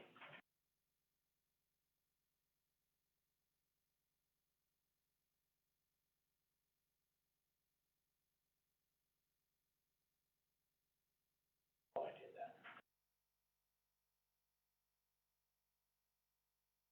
that. Because mine wasn't working. Online voting has now closed, the motion carries with 7 yeas. Thank you, Darrell.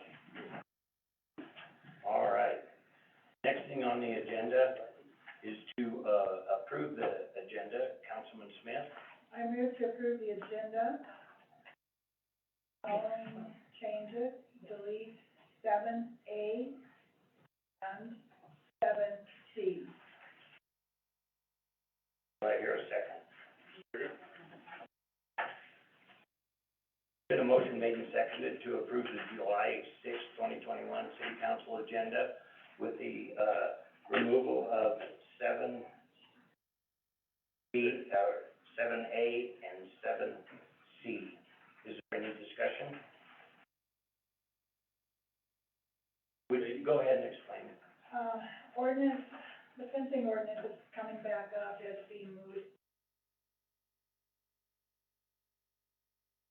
And so to discuss it tonight, number C, I have before us, any information. So unfortunately,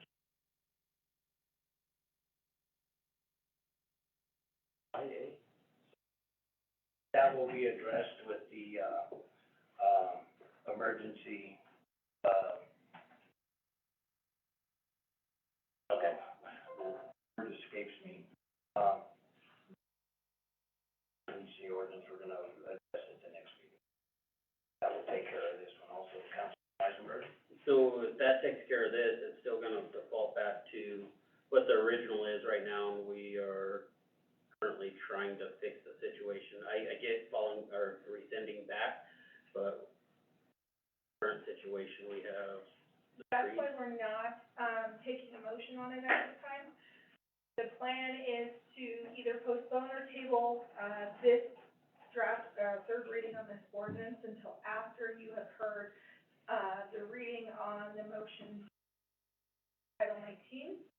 And then after, if you determine whether or not you're going to rescind, you have this issue brought back before you to clear up the specific.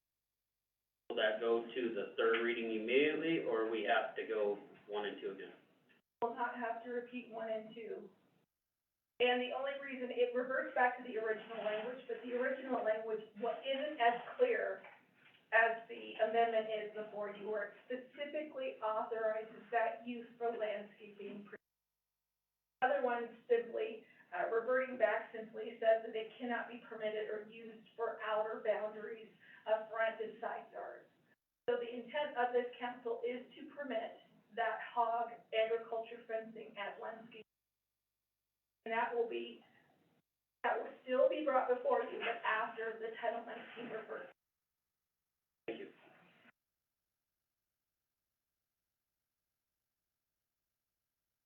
Now have a motion and a second to approve the June sixth, 2020,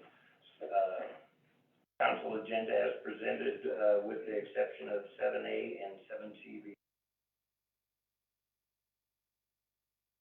All right, so we have a motion and a second. Is there any further discussion? Got kind of out of order. That's all. Okay, please open online voting. Online voting is now open.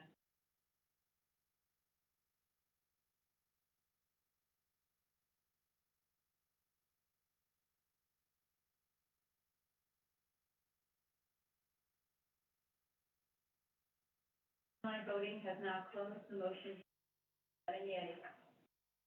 Thank you.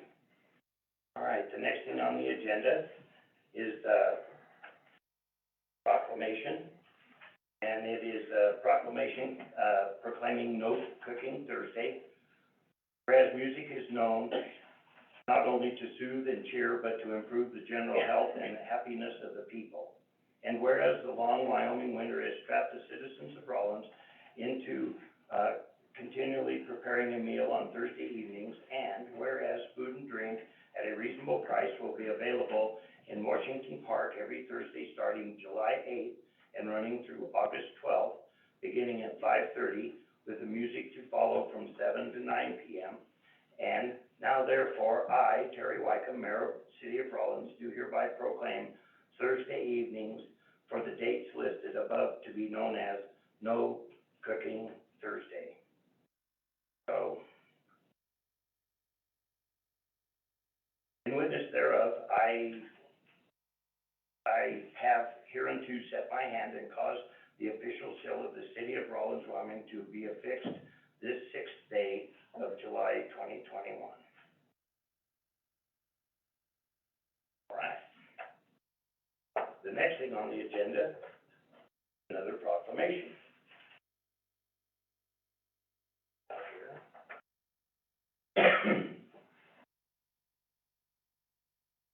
In the City of Rawlins, Wyoming proclamation, the 38th Annual National Night Out 2021. Whereas the National Association of Town Watch, NATW, and the Rawlins Police Department are sponsoring a nationwide crime, drug, and violence prevention program on August 3rd, 2021, called National Night Out.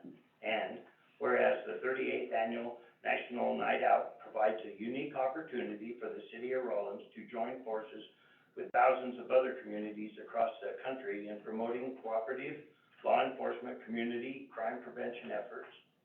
And whereas victims advocates play a vital role in assisting the Rawlins Police Department through joint crime, drug, and violence prevention efforts in Rawlins and is supporting National Night Out 2021.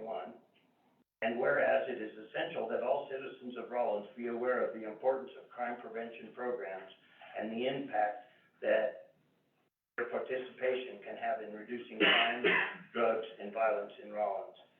Whereas police community partnerships, neighborhood safety, awareness, and cooperations are important themes of the National Night Out program. Therefore, I, Terry L. Wickham, Mayor of the City of Rawlins, do hereby proclaim August 3rd, 2021 as National Night Out 2021 and urge all citizens to join the Rawlins Police Department and the National Association of Town Watch in supporting the 38th Annual National Night Out, so dated this 6th day of July 2021. Thank you. Now, the next thing on the agenda is Adopt a Street. Oh, I'm sorry. Over the most important parts. Is Rawlins Shooting Board Advisory Board. We have 3 people who have applied. We have 2 positions. I have talked to Larry Jackson in the past. I tried to get a hold of him, as he mentioned. He could not be here tonight. I know that he's very passionate about serving on this board, and he has done it 5 years, and he would like to apply again. And then we have 2 other applicants here tonight, and I'm gonna just call them in the order they're on the page here. James Ainsworth, would you like to come up front and tell us who you are? And tell us why you'd like to be on this board, and tell us about what you do on that board. Educate us a little bit, some of us are new. Good, Mr. Mayor, ladies and gentlemen of the council, good to see you guys again. As most of you probably realize, I have been on the Shooting Range Advisory Board for 19 years now. I first learned about the idea of an outdoor shooting range in about 1995 from, at that time, a lady named Joyce Gerardo, who was the range master at the indoor range. She also drafted me at that time to become an instructor in the Junior Rifle League, which I have been doing since then, 28 years. The outdoor shooting range instantly became one of the things that I really, really wanted to see that this city could. Worked hard at getting the city's approval, the council's approval, and the working of the council to get the land that the shooting range board now exists on. That trade was finally made and accomplished in 1997, I believe it was. Then we started building things. Things too good at first, but, by, early 2000s, early twenties, we started to get together with it, and, in 2005, the board, met with a man, James Charles Vargas. He is a range designer, shooting range designer, and he works through the NRA. And, we had a couple of NRA instructors at that time. Got, Mr. Vargas out here, and he laid out, a master plan for that outdoor range, which we are still following. The main things left on that outdoor range now are the most expensive ones, of course. One is a newer and larger clubhouse that includes a classroom, basically, that we can use for training students and use safety to it, because that is the main portion of our instruction range is safety. Junior rifle league and hunter education classes, we talk about safety every single time before we ever pick up a rifle. It works out very, very well for that. Then we started building the range, and the members of the council and members of the range board were quite busy doing that. I helped several range board members and couple council members build the current clubhouse that's out there. Then we worked on the 300-yard sighting in range, the 1,000-yard range. 1,000-yard range took us a lot longer to get together, but we have it now, and if you have not seen it, you really should take a look at it out there. And expanded the shotgun ranges into 4 trap fields, and just 5 years ago, we built a 5-stand for the shotgun out there, and that one is a whole lot of fun, not only to shoot, but to watch. Trap shooting, you just bird go up and you see the bird disappear. Okay, well, that's trap shooting. Okay, so it's a little bit different, a little bit faster. 5-stand, it gets fun, lots of fun to watch. But anyway, I have, obviously, a pretty deep memory of the range board operation and both range indoor and outdoor range operations. There are still many things that we want to get done out there to improve that thing. Most of the visitors that we have that stop in out there off the highway are seriously impressed with it.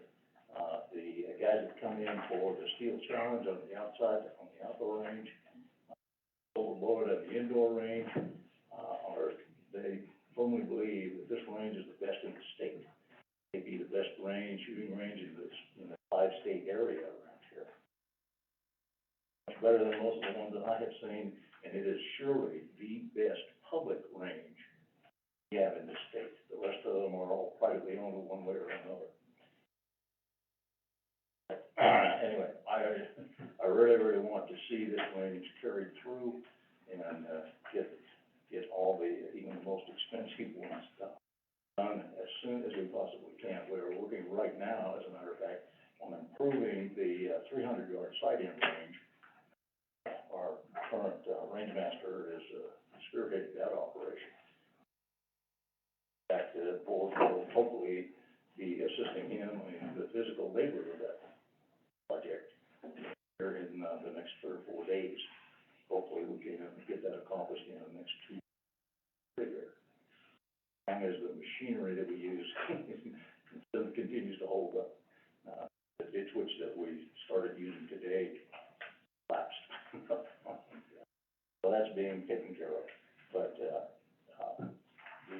then we built an archery range, and the walking archery range is another one of the ranges that we have planned for that for the shooting range. The one we have now is actually a 100-yard static range, and there is an elevated platform that we built that you can shoot from. Really, tree stands or regular ladder stands that many people in the south and east use. We have established archery club, on 39th out there. Anyway, I've done on one up, I really, really want to be a part of the range board continuing on this operation. There's a whole lot of me to see it, grew up here. If, we had a range like this when I was growing up here, swimming pool that used to exist in Washington Park would have been fine. Thank you, and I appreciate your time. Yeah, thank you, and thank you for all the work you've done on that. All right, the next applicant is, James Shearer.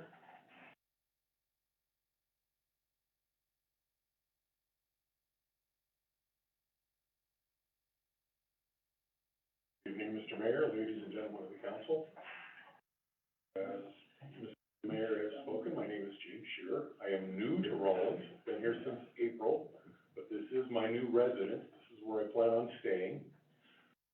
I am a life member of the National Rifle Association.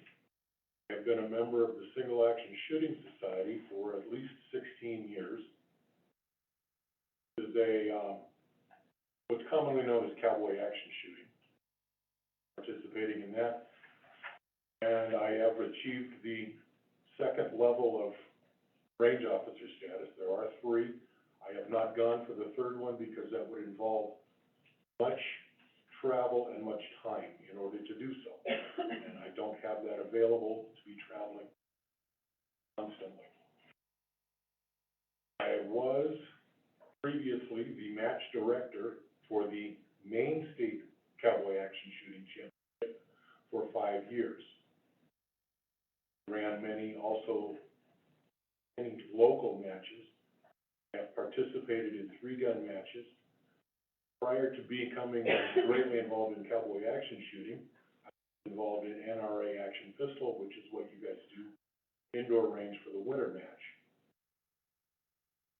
I really would like to see the range facility used more. As previously mentioned, it is a beautiful facility. I spent last weekend at the Wyoming State Championship for cowboy action shooting. The facility here currently is better than what was used for that. However, I can see it being expanded more with some grading out and places for people to park their campers for multi-day matches. Expanding the number of multi-day matches, bringing revenue to the city of Rollins, because people that come for those will need to buy fuel, they'll need food, many of them will be staying in hotels.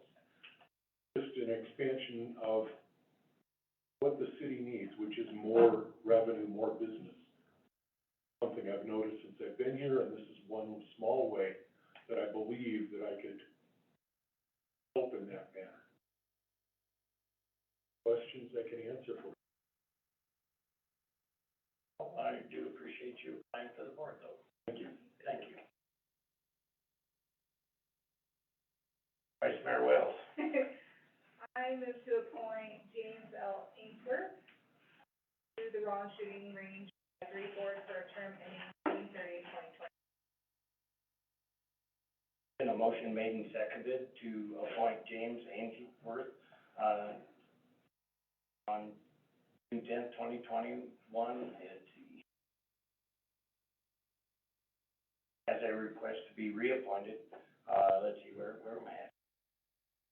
Current term, let's see. Hang on. The term would end June 30, 2022. Yeah, his current, yeah. So from now until June 30. June 30th, 2024. It should be 2020. 2024, okay. Sorry, that's Second that motion. Okay. Any further discussion? Need to second. I already did, I did. I'm just changing the date in that. Oh, no worries.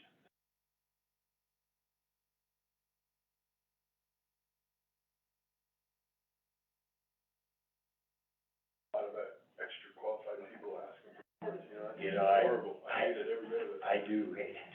Do you really? I really hate it. Nice. way too many qualified people, but It'd be great it's if that was uncomfortable every at single the board. same time. It's almost that, I changed it to 2024. Can you open online voting now? Online voting has now opened.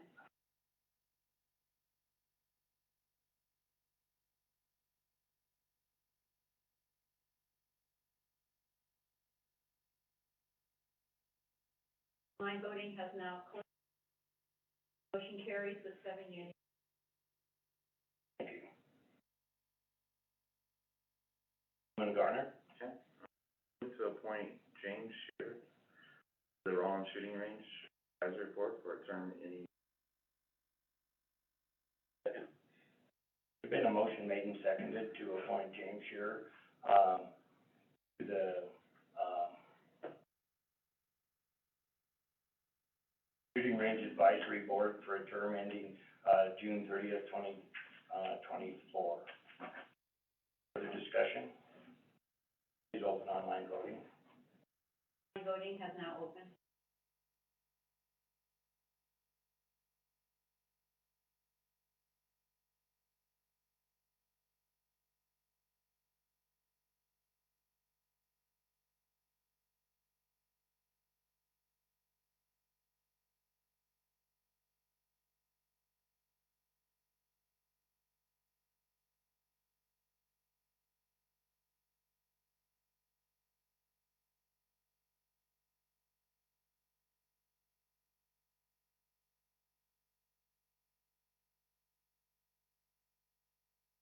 Voting has now closed. The motion carries with 7 yeas. All right, thank you. Congratulations, guys, and I'm glad you decided to work for free. There you go. That is great. Yeah, today's great. Seriously, thank you. Okay, so now. Okay, now we're on the Dr. Street. And I'll turn the floor to you, Sean. Oh, and the leadership Carter County. Come on. Get up there, Penny. I have a little extra. I'm supposed to be up front. I'm joined this. Yeah. We're excited. Well, good evening, Mayor Whitcomb and our council. Well, we have some very exciting news to share with you, and you may already know. Leadership Carbon County has been going on for about 7, maybe 8 years, and it is, an economic development. We are the facilitators for the, Leadership Carbon County. So this year is obviously, you know, my first year of planning and organizing, leadership. And the group consists of, I'll just run through the names. Our class this year of 2021 was Damien Susco, Haley Scheller, let me tell you who they are. Damien Susco, who's the owner of Quick Lube. Haley Scheller, she's a commercial loan assistant at Rollins National Bank. Janet Garcia, she's a program planner and marketing specialist at Carbon County Higher Ed. Jody Smith, behind me here, she's Jody is with, Sinclair, Wyoming Refinery, HR manager. Kirby Berger, operations manager, and independent sales associate. And Peter Dixie, Swan Blend Company out of Saratoga. Lacey Herring, officer manager, Bank of Commerce. Patty Ramirez, dual community manager, Rollins, Saratoga, with Dispensia. Sharon, John Metcalf, our city manager, Rollins. Wendy Newborough, deputy clerk, Carbon County clerk. My little sister, she's a Helmutag, she's the accounting coordinator at Memorial Hospital. And Sherry Snodgrass, she's the lead specialist at Union Wireless. This class really proved to, go through the challenges with COVID, and, I kind of did some leeway. We had a group project that the class was supposed to be doing together. We couldn't really kind of get that going, so I forgave the group project, and we ended up, doing projects within the community. Those that were able to participate, we have a whole variety, and they volunteered many hours already, still going, and will be going on through August. One of the things that, this leadership class voted on a project to keep consistent was the city cleanup. So, we're here tonight to let you know that Leadership Carbon County has adopted a street, and we have the section from Cedar Street East on the south side, exit 211 to Airport Road. With that, we already did our part, and we did flowers. We did everything, we didn't know, so we've already done it. As well as we did participate on your leadership day, that was June 3rd, correct? The opening one, we were there for all that too. So I'm very pleased, and this will now be a part of the curriculum for Leadership Carbon County moving forward. So you will count on us, to be able to be part of our group project going forward. Well, thank you. Yes, we're excited. So I just want to let you know with me, Tammy Martinson, she is our board, one of our board members on economic development, also participating with, she came on our industry day, right? And then my little sister Gina, Jody, and been a great asset, and you've been very good. Councilman Weisenberg has a question. Yes, Oh, I just have something to say, I want to say thank you first and foremost, we appreciate all the help cleaning the community, but I, received a message personally from Damian Sesko out of your group today, and I'll just read it really quick. He just says, hey, I wanted to give some feedback on Leadership Carbon County. This has been one of the most enlightening, local-oriented experiences I have had in my hometown/county. It had a few hiccups in a post-COVID world and with some of the new faces. However, I have learned an absolute ton about our city, our outlying communities, some of our amazing companies, and our county. It turned into one of my most enjoyable and educational things I have participated in as a whole. I know they wanted us to try and attend in the meeting this evening, but unfortunately I can't make it. So, just a very warming, message there from him. He is a hometown boy, and he's been around a lot and been in business quite a bit. So, to hear that from a citizen, that is amazing. Thank you. Thank you. Thank you. Thank We're you. looking forward to 2022.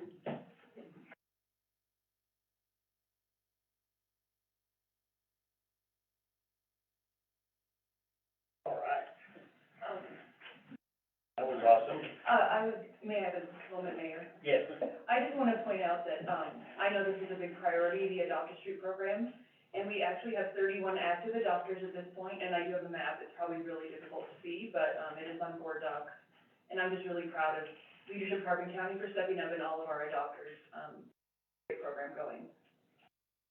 Thank you.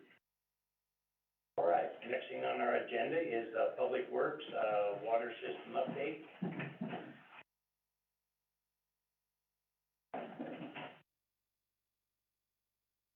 I just wanted to take 1 second before Mark presents to you to officially welcome him to his new role as Public Works Director. Howdy. Mark has, if you saw our advertisement about him coming to the city, he has a ton of awesome experience, especially in water and sewer, and directed that for 10 years, if I'm not mistaken, so he knows a thing or two that can really help the city. So I am beyond excited to have him in this role, and I can already tell he's gonna help us a lot. I also want to say to Lou real quick, even though you all know Lou, I'm also very excited to have Lou in his role. I think today was a good example of that expertise and background that he has that deepens our conversations on community development. I think he's gonna do an amazing job there too. So welcome him to his new role too. So with that, I'll turn the time over to Mark. As you know, we had some announcements in the last couple of weeks about challenges we were having to meet our demand. Versions in our NTU, on public notice. My first day on the job, Myra handed me a notice of violation from the EPA about 5 minutes after I got here. So we dived into that last week, really tackled that. The team, really, I want to commend the team that you put together here. Your water treatment team out at the plant did an excellent. They were there almost round the clock to get that plant back in compliance. Several issues. One of them is we lost a filter, so we lost 25% of our capacity at the plant. We lost a valve after we got that filter repaired and back online, or we thought we had. It was one thing after another that first week, weeks ago, today's third week. They did a fantastic job, and we're now well under compliance, well into compliance by 0.3 NTU to the distribution system. Made a couple of changes. We brought in Timberlake last week, They're a SCADA company. They come in, do programming, software updates, on a few things in the filters in the SCADA system that were out of whack, and we got those put back in order and in line. Or we're told that the SCADA system itself, the program, like the facility, I think we all know is pretty antiquated. Older facility, it's an excellent. Use any power to get you water. I thought that 100 years ago, 90 years into that system is amazing. We have some challenges. We really need to reach out and thank the community for their cutback. Good Lord, bringing the rain really enabled us to fill up our reservoirs. It was serious. It was critical. We were down to less than 2 feet in hospital reservoirs. Serious situation. Fire, health. Today, we're up to 16 feet, a little over 16 in the hospital. Painted Hills has got a little over 16. We're up to 14 feet, and we have recovered. That's doing great with just the 3 filters as is. And that's because right now with the cutback, we're using almost all springs and wells water. Bringing in much out of Peking, Atlantic Rim, we drained. Haven't brought any Rollins water down. If we can continue this, get filter 1 back in service, which we intend to do, you'll see some expenditures and requests for that coming across to replace some screens internally, replace the valve that failed. We'll be set to make it through this summer. Do know, or should know, John and I will be bringing you what we need to do. I think all are blessed. Really a wonderful system at a low cost. We need to do what we can to pretty much, I have to say, do you have any questions or? Yes, sir. First of all, I want to thank you for the job you did. Well, thank you. Also, thank the guy upstairs for the rain we got. Absolutely. I thought about the levels, 4 days of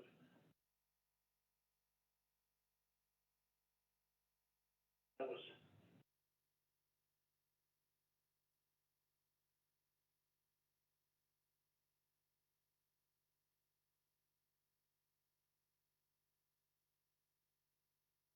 my thinking is that water's first.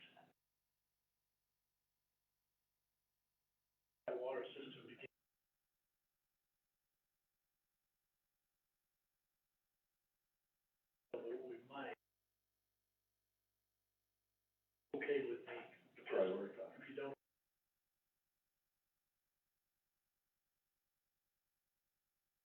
know, I intended to come and take some credit for the rain.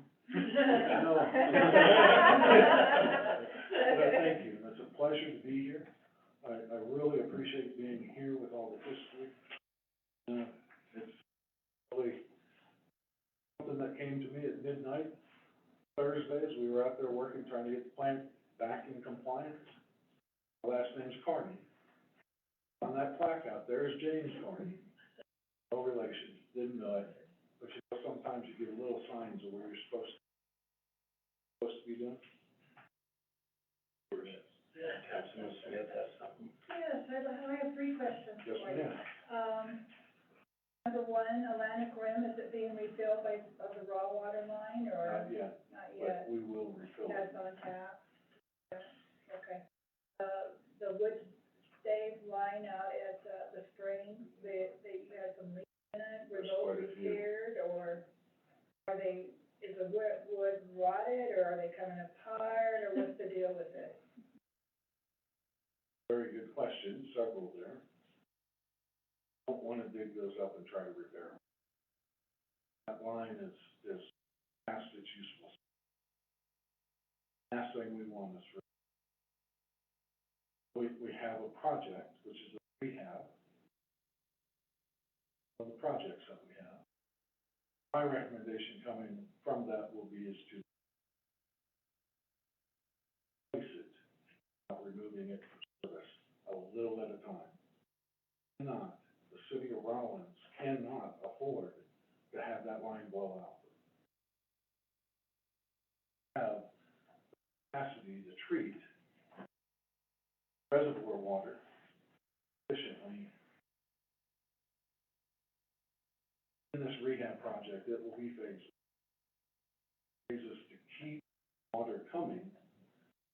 My recommendation, we talked about that today, that system alone, don't try to take it out, leave it in place, in a new system, and make those tie-ins as we go along.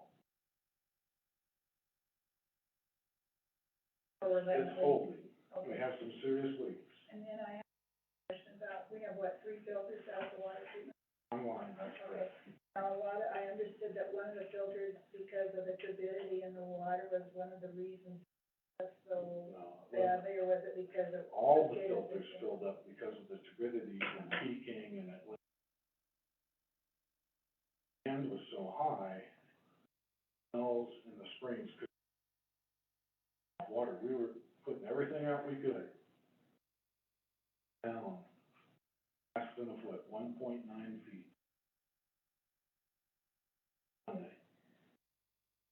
At that point, I freaked out. That's that I know that coverage potentially for a major, I mean, that's a very critical reservoir. We immediately made some operational changes, started trying to fix filter 1. Have to get parts. Replace that valve, we have to shut down half of the system.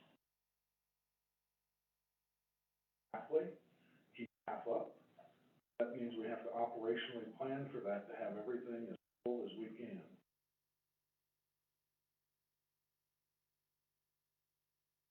Yes and no. The turbidity was from Raleigh, from turned over, all that algae and trash came in.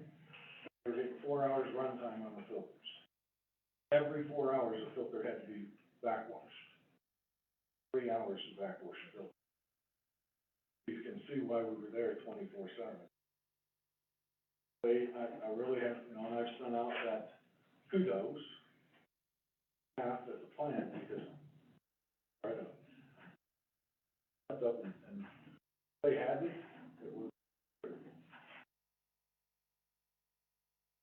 I have a pipeline rail to work on that line, is it, you can't even buy it, can you? We had a system where we would go out all, starting in the spring, fall, and replace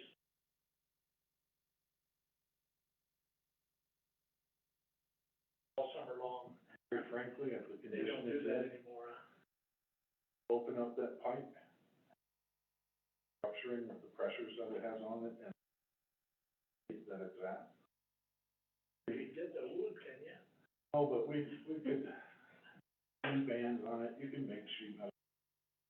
Lots of things you can do, but it would not be, I don't think it would be a wise decision.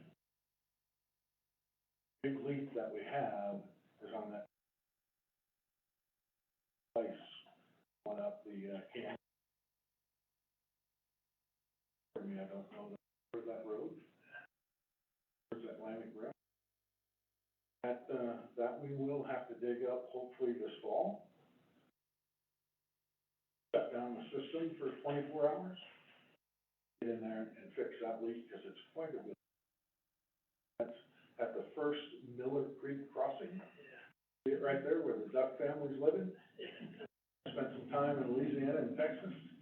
I was looking for some alligators and I realized it's not a bayou. It's a creek. But yeah. That will be our first leak that we will be addressing. Any good news? Then you've got great quality water. Yeah. We did it here. Thank you very much, and I appreciate you allowing me to come here. Thank you. Hey, Sean had something to Just say. a quick comment, Mark and I went on a tour of the Wood State pipeline and that whole area. How many of you have had that before, just out of curiosity? I'd like to take it. 2 people? Yeah, I'm thinking maybe schedule something, I gotta tell because you, that was his wellness program for this guy.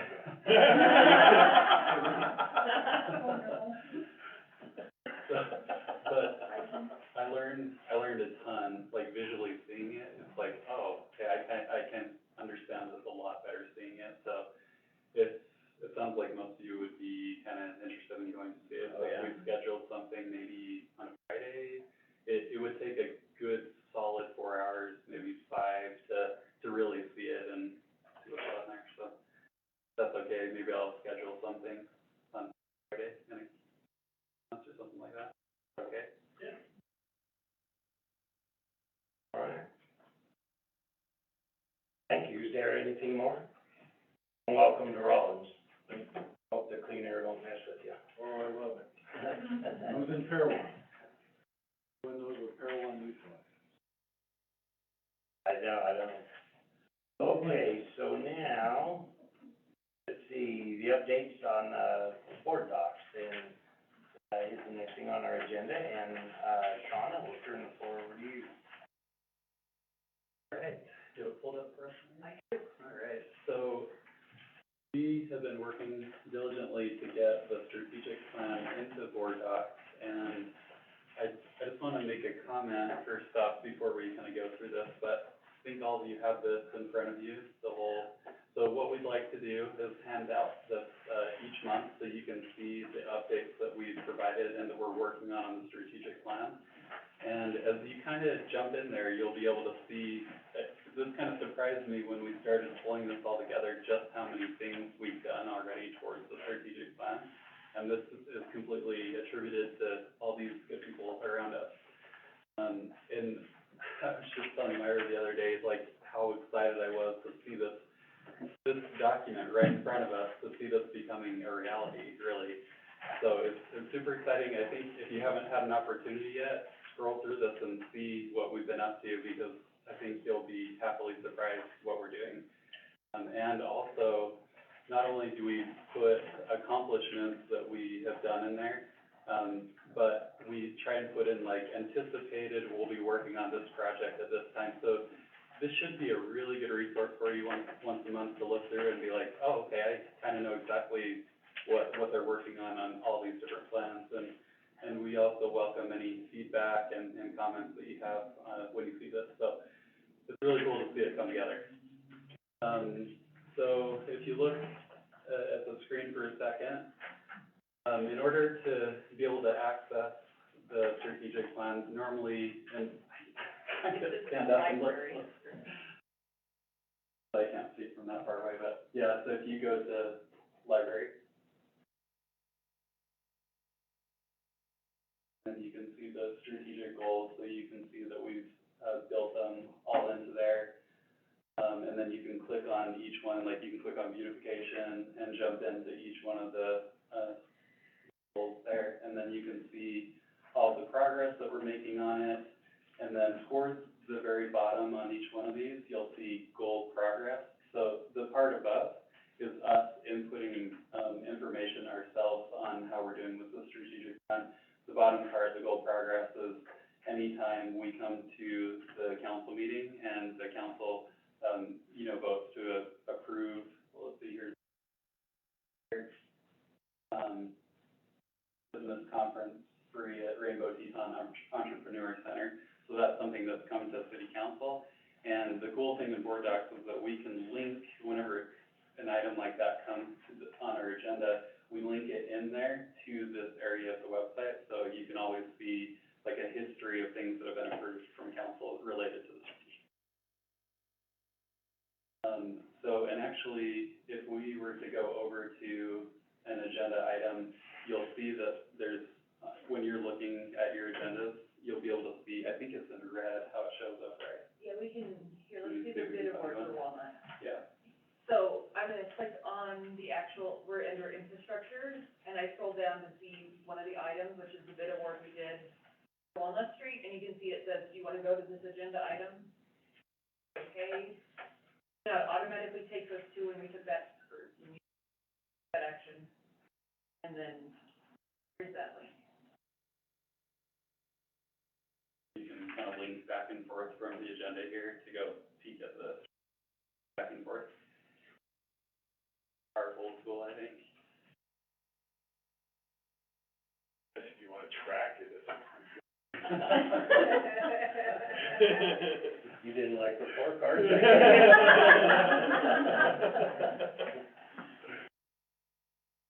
So, Me neither. It's pretty simple, pretty straightforward. We just want to, I think it's critically important that we're tracking our progress and that the council can see our progress and that the community can see our progress, and it just kind of brings us all together all the time. So, if any of you had a chance to look at, that document that you have in front of you, do you have any comments or questions, observations? I got a comment, or a question, I guess. I know Myra's busy posting stuff out there, social media and stuff. Something that's been posted out there, some of the goals that we, and the accomplishments also. I've kind of been waiting to present it to, and it was with the new fiscal year on my list. Really, we took a lot of effort to build it out where it looks good, so it's been available, but we are basically inventing this. The software kind of has this, but we really wanted to customize it and make it awesome. And I didn't want to show people and then, not be. Makes sense. I think that's a great way to keep the citizens, in the loop of everything that's been accomplished and goals that's out there too. And we have an opportunity to share these with the community, not like all at once, but for example, we could choose beautification at a certain part of the year and show them a look at all the different things that we've done, just the education. Lots of opportunities for that. All right. Everybody ready to move on? Okay. The next thing on our agenda is the city, manager's report.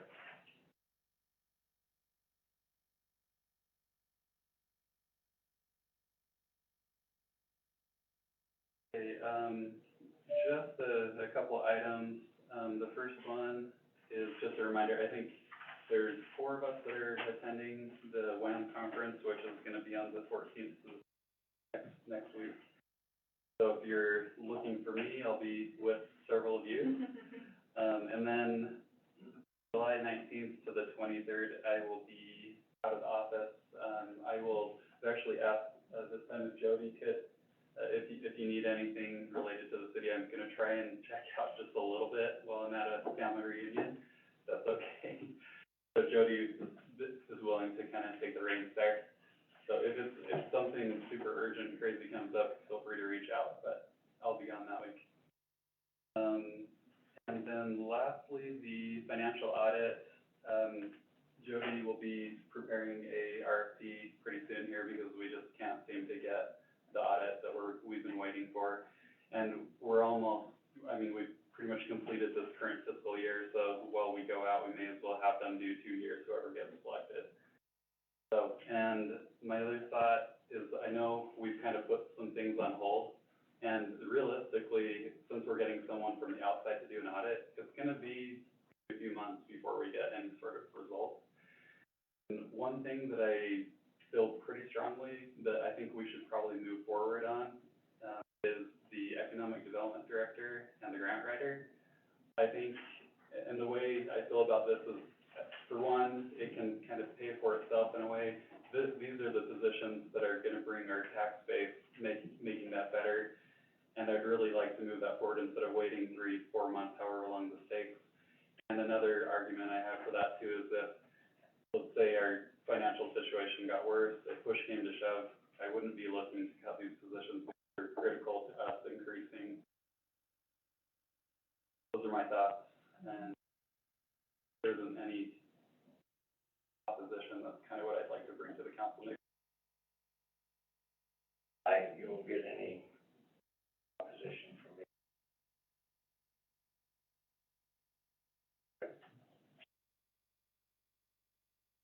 I think, those that are gonna have a problem with that overpay.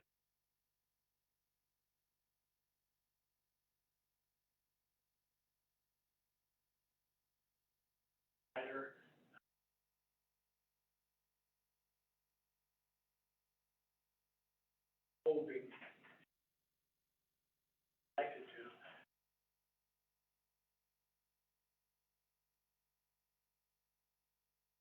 These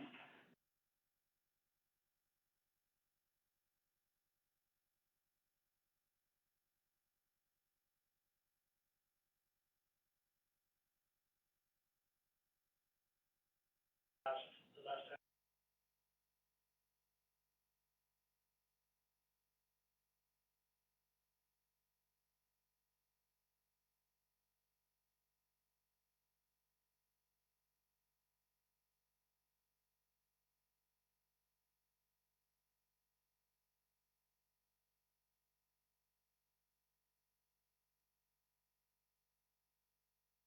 I don't have an objection either.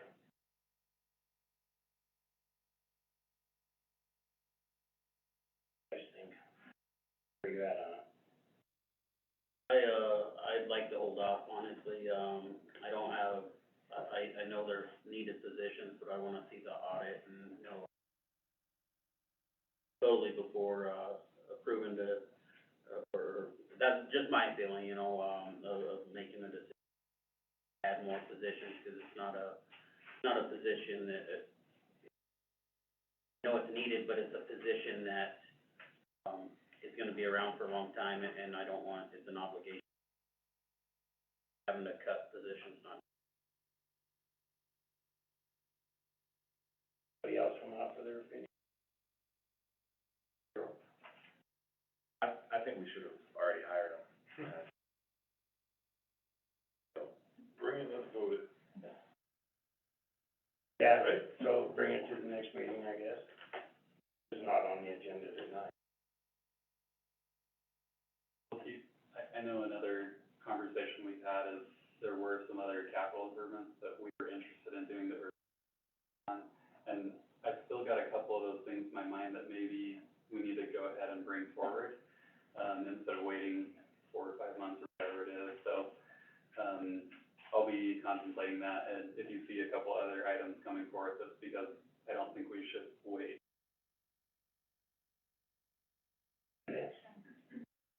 Okay, the next thing is the city council, reports and direction to the city. Vice Mayor Wells? I was approached through my other, at working in, about, regulating tattoo parlors. So I've asked Amy Rooney and what that would look like for the city. Got some pretty gnarly pictures of a tattoo that was done in a hotel room. So, I think it's something we need to look into. I hope you didn't mind me sending that person to you. No? Because Yeah. when they started talking to me about it, it immediately, I realized they're talking to the wrong person. They should, Thank you. but I do agree that, we need, we need to do something about that. Yeah. I don't know what yet, but I did ask also, the county office into it is bigger than our city, but, I've only really heard back from any, so we'll start there and then we'll move. it's not gonna be quick or easy, but it's, Yeah. it's been a problem and it's getting worse, and so. Yeah. Councilman Martinez? Mr. Mayor, members of the council, a while back, we talked about these dangerous buildings. Step forward when we, resolution to the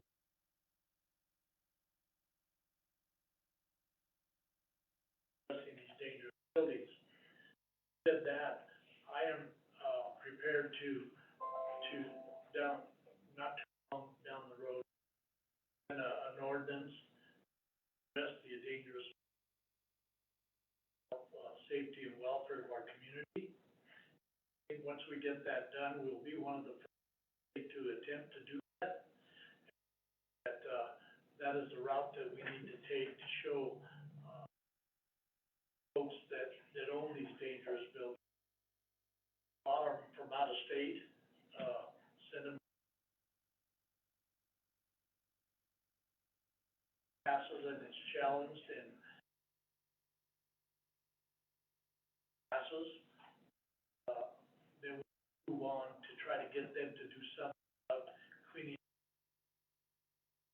properties. I am prepared for ordinance at once.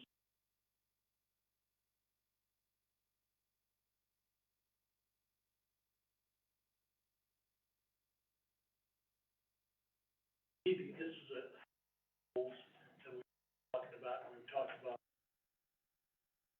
Don't jump on it, we don't else, waiting for the long time and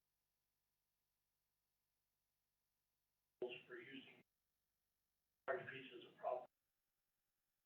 I mean, that's, I think that's a good way to. I have one thing I wanna bring up, or a couple. One is, there was some discussion about that road on South Side where it hooks to,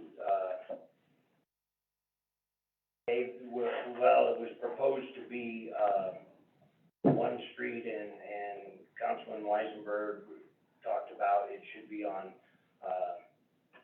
Davis Street, I think, or I get them backwards, Davis Street. I would like to tell you that in looking at that makes all the sense in the world. It makes absolutely no sense hooking it to the other road, because the other road doesn't accomplish the goal and get over to the park. And so, I know that was in the budget to do that, but I certainly hope that, we can look and put to, Davis Street instead of Miller Street, because it just makes no sense. Chris brought it up, or Councilman Weisenberg brought it up before. I drive by, I live right there, so I drive by it a million times. Absolutely not need to hook to the other street. It's crazy. It's a different level. It absolutely should hook to, Davis Street. The other thing is there was some talk of that, and I forgot the name of the street. I meant to write it down, that runs in front of the movies and that. Edinburgh. I know, I think we talked about that, and I think we talked about putting it off because it's so pipe heavy and this and that, but I gotta tell you, that street has retail businesses, it has state offices, it has professional buildings. That street is a third world street. I'm serious, that's shameful. And to think about state offices and professional buildings and stuff, I would like to, maybe have y'all reconsider about moving that up. It's terrible. That's not thought that was, it's already, they're already out for bid to get the repairs and stuff. Oh, is that Yeah, right? yeah. Okay. No, it's not up, Bricks on, no, yeah, it was, that was tabled for the reasons just Cost of the pipe. next year. mhm. So it was put off for next year, but I'd like that to be reconsidered because, oh, it's just shameful. It really is, it's terrible. And, Groundwater underneath. We started You know- the project a long time ago. It just didn't start this year. It was talked about when our last city manager was around, and it is really well, I mean, it's one that we really have to get on to. It's on the sixth penny, right? Yeah, it's Yeah. the same project. Yes, that one, and then Maple is the other one. You know, and living in Ward 3, we have Walnut Street, and that went out for bid, or we actually, accepted a bid for Walnut, correct? You have awarded a Awarded contract, and I don't believe we have the final contract. So I just wanna say, I've lived in both areas. I lived on Edinburgh at one time too, and that street's been there like that for years, and it's horrible. In my opinion, obviously too late now, but I would have liked to have seen Edinburgh done before the Walnut Street, well, knowing the damage that's. I want them all done at the same time. They all should be first, but that Edinburgh one, you're right, Yeah. I went to the dentist the other day and I could have chipped a tooth. The road is brutal. I was in my pickup and I don't know if you would wanna drive down that street in the car. Anyway, food for thought. I just wanted to bring those two items up. Edinburgh, I think, and it would have to be able to finish that before winter came. Project. So I think that the time to decide that probably was a little. Project no matter what. So if we start later, then my understanding is would be not only really increase. Well, and I'm not saying do something impossible or pull out, you know, that it's, whatever's possible. But, I know we were told it was gonna be put off a year and I shook my head yes, no, I should have. With that, I know, almost, I won't say useless to patch some of that, but is there a possibility that they could do something to help with that situation just until the tax money comes in and that's approved? No?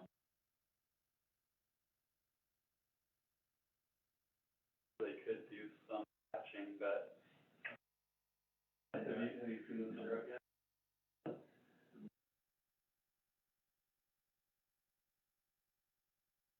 Yeah. Yeah, please. Yeah, nobody's expecting miracles, it's Yeah. just we were told something and then, Yeah. I was thinking about other Temporary things. situation. Now that I've looked at it again, it's like, nah, that was a bad decision, we should have forged ahead on that one, but that's the decision we made, but if we can turn it around a little bit or ease the pain, that would be great. All right, Councilman Weisenberg. I don't know, I guess if this is the right time or not, but we just heard from, members of, the shooting range advisory board that, come forward asking for appointments and Rainsworth actually been out there for a lot of years and was just reappointed and seen a lot of stuff done over the years, a lot of projects done. But I've never really heard anything come before council, for hardly any advisory boards. And it seems like they are getting stuff done, but other boards aren't getting stuff done. So I don't know if we can possibly get some input from advisory boards coming forward, like they come and meet with us once a quarter or something, I mean, to get kind of their thought and their input into it, so they can let the council. And so forth, we put on those boards. We've actually been thinking about this a lot. I'm looking over at Myra because, one of our strategic plan items is that we want to have a committee that is specifically set up for volunteers and for our committee I think that there is a disconnect, right? We don't necessarily hear from them, and so part of our plan is to define, like, would you like them to come once a quarter? Would you like a report once a quarter? Would you know what I mean? And then also having more of a touch point with them through this committee. So, and our plan is to start the committee, I think it was September, right? And Yeah. to kind of start outlining that, and so I think an answer to your question is we are gonna be listening about it, and we can come up with recommendations. So, it's been on our mind too. Yeah, I'd appreciate it, because it seems like I said, one board gets things done, one board don't. One board don't even know that things are approved or been approved, you know, and so a huge disconnect that we need to fix if we can. Councilman Smith? Somewhere I read in an email, Urban Systems Board on the two projects they wanted to choose. They were equally good, but I, of course, being from Ward 2, I'm sure that was the tunnel under the highway so there's, that's for kids coming from Bellfield. And I'd like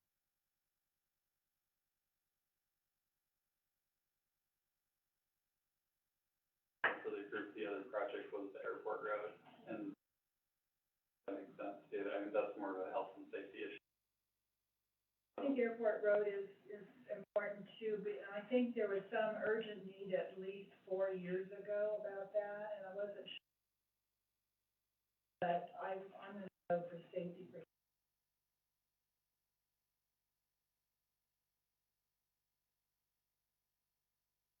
My wife is building another tunnel.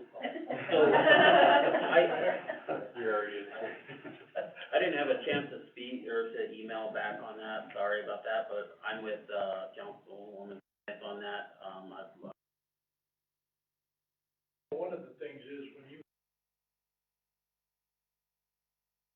boards that make a decision and send a recommendation to this council.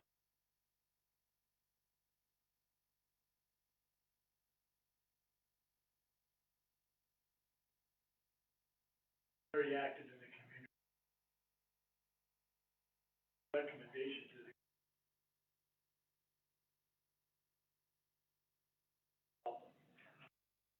that might be why they get sure that one board does better than the other.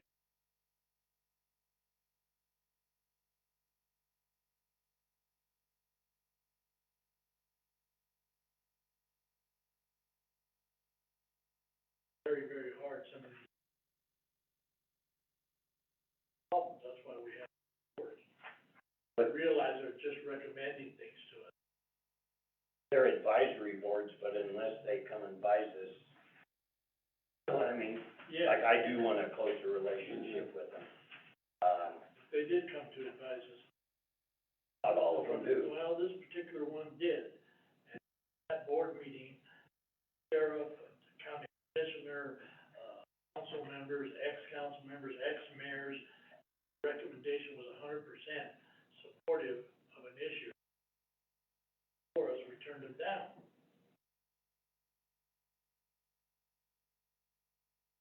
Recommendations, you have to think of the amount of work that they did to.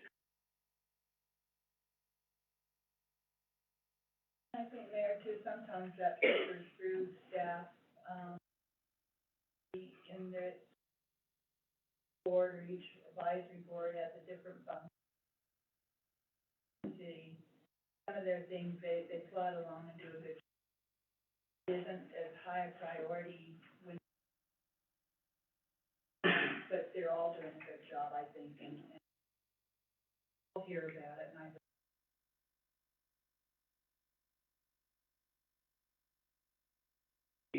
These boards, of course, they don't get paid anything, they volunteer all their time, and there's been times when I've stopped and just thought about what kind of a quality of life would we have in Rollins without these boards? Think of what some of the nonprofits do.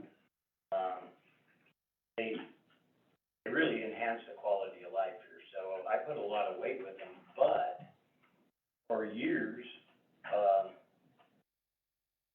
Ari's right, I watched the Planning and Zoning Commission give 4 recommendations in a row that were the absolute opposite was done. And the mayor at that time asked me to be on that board, and I told him it'd be way too frustrating.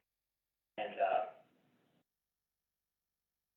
you have to feel like you're accomplishing something if you're working for, I think that's where you're coming from, and I would like to have them come in, but maybe every 6 months or something, because there's so many of them, but at least so we know what they're doing, so when it comes time for a budget, and they're talking about this lawnmower they need or something, we have a better understanding of that. They brought us along, not surprised, so I would very much welcome that setup, Sean.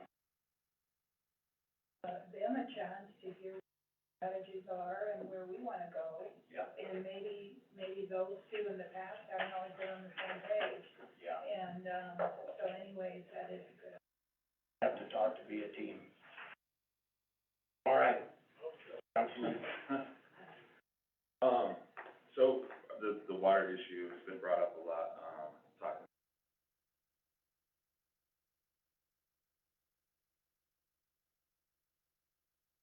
I was looking at some solutions.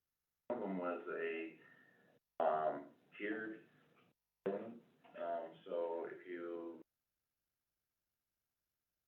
over a certain amount of a tier, your price point changes. One of the reasons, the cities do this, try to get people to use less water, to be on that lower tier, you get the cheap price. And I was just, it was an idea I thought was pretty good, because it gives you the option which tier you're gonna be in. And then, it would help with water issues like that we, it could also bring little water line and everything. Have to upgrade our facilities. With,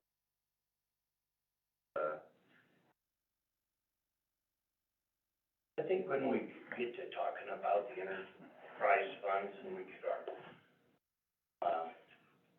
audit back and to where we can sit down and really look at this stuff, I hope you bring that back up, because I think that there is something to that.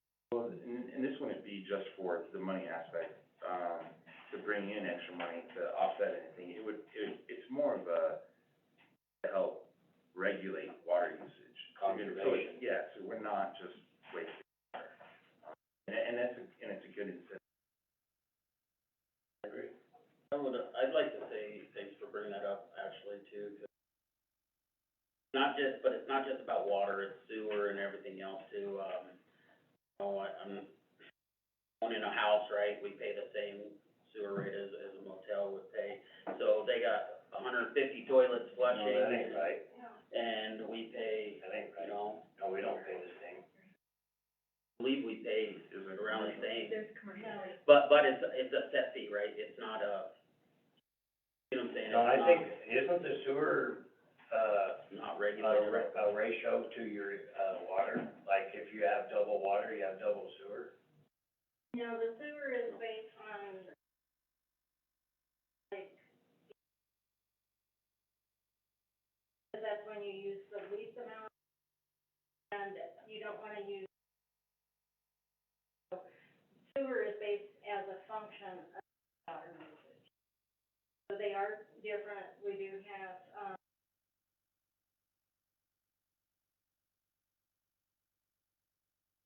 and it does help deter, people from using excessive, their rates will go up based on how much you use.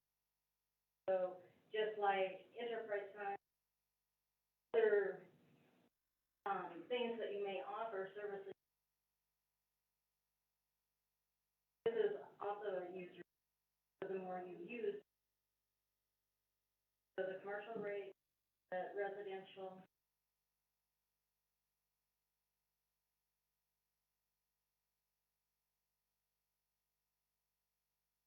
I'm master of publication, of, with administration, they actually went through.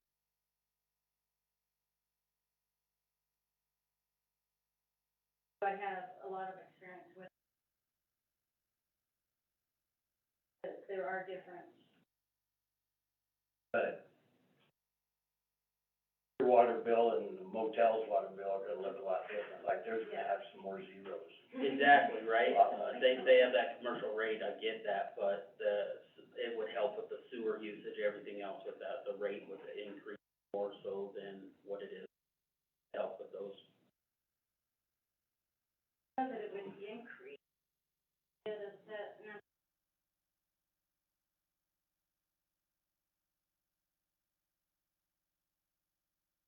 usually it's 1,000 gallons. And for the, if you wanna get into more, I can go into more detail at some point. There's ways to set that up.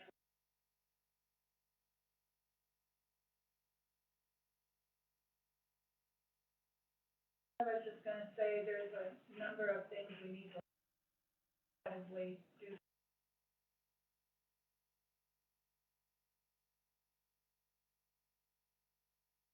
There are a whole series of information.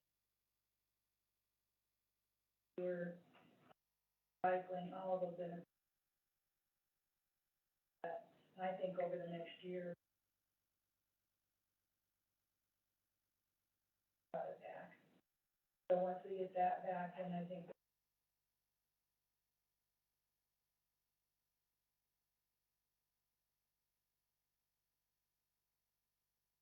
Ladies that live on Social Security that can't. So that's where. Yeah, that's getting there.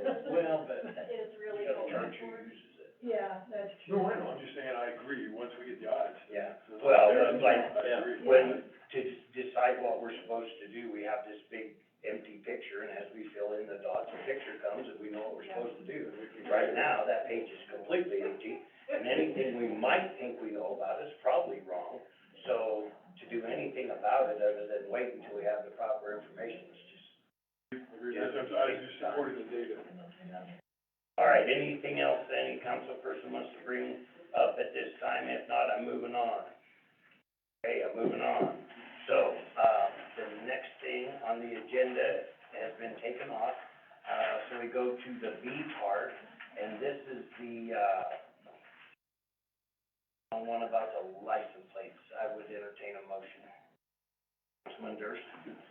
Mr. Mayor, I move to approve the third and final reading and waive the reading of the ordinance amending Rollins Municipal Code Section 10.54.020 amended.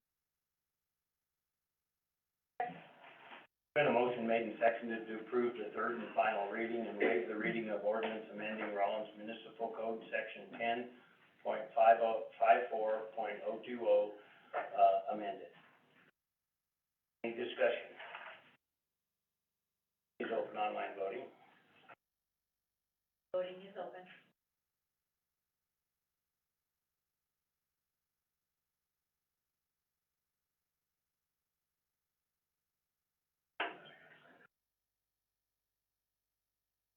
Voting has now closed. The motion passes with 7 yeas.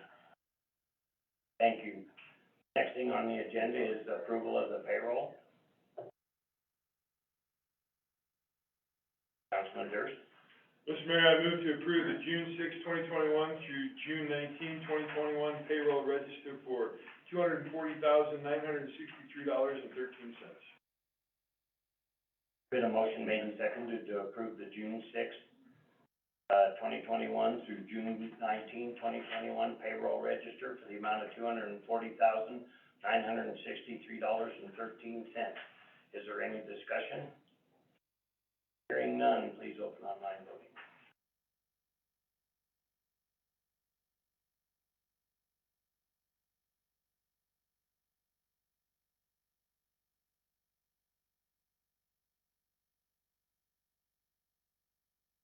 Voting has closed. Passes with 7 yeas. Thank you. Next thing on our agenda is to approve the accounts payable. Councilman Smith this time. Okay, I I move to approve the accounts payable register for the period of June tenth to June thirtieth. Amount of $230,438.07. Got a motion made and seconded to approve the accounts payable register for the period of June tenth, 2021 to June 30th, 2021 in the amount of $230,438.07. Is there any discussion? Open online voting.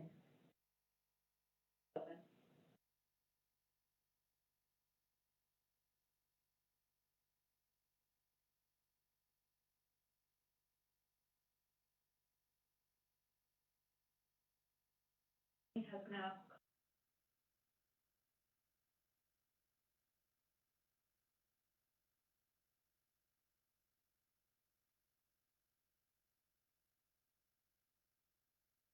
Okay, thank you. The next thing on our agenda is, to, address a grant agreement. Vice Mayor Wells. I move to approve the amendment to the grant agreement between the Wyoming Game and Fish Commission and the City of Rollins, Wyoming, in the amount of $1,000.00.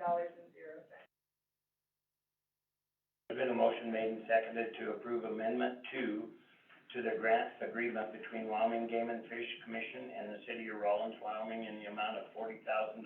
Is there any further discussion?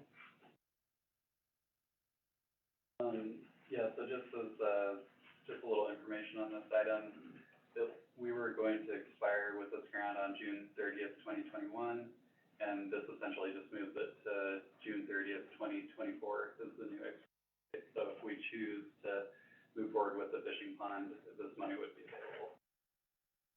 I did not do fishing pond.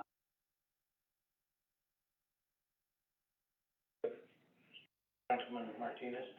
What does this include? Is it $40,000 to put the all include as the minor? I think, I need to know, what does it include and how much does the city have to put into it?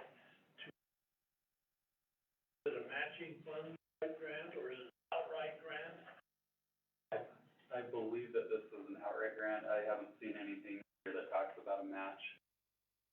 And it has a provision at the very end, number 8A, says entirety of agreement. And it's got 8 pages of different things that they require for the grant. And I don't think it's attached to the agenda tonight, but I could get that for you if you'd like to see all the details on it. I would, because I'd like to know how much does the city have to put into it? Are they telling us that we have to have a trail? Do we have to have restrooms? What does it have? I don't think it requires. That's what I'm concerned with. Yeah. I don't mind the grant, I think it's great. Having to put also sufficient off of that. Problem with investing lots and lots of funds in this. Well, this is not gonna obligate us to anything That's here what I'm tonight. concerned with. No. Okay, that's This fine. just extends the, I knew it. If we do it. Yeah. If we do. I agree with that, okay. Okay, any further discussion? Yeah. Please open online voting.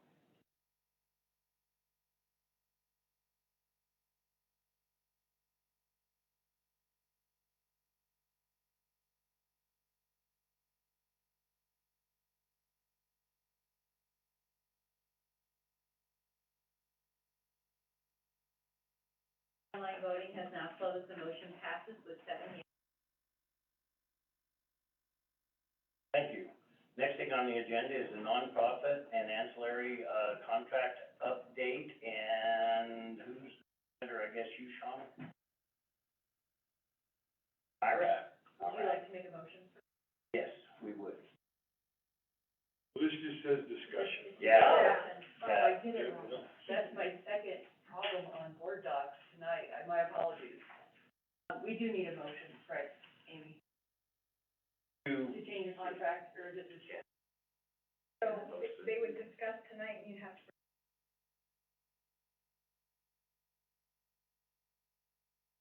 I guess I get to talk to you.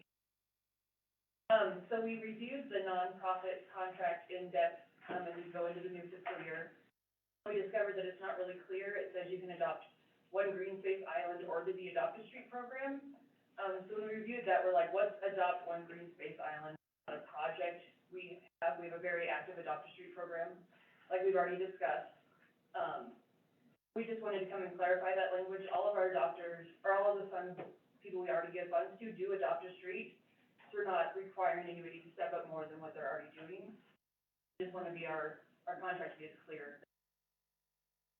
You'll bring that back at the next meeting. Yeah, it'll look identical, just with a motion attached.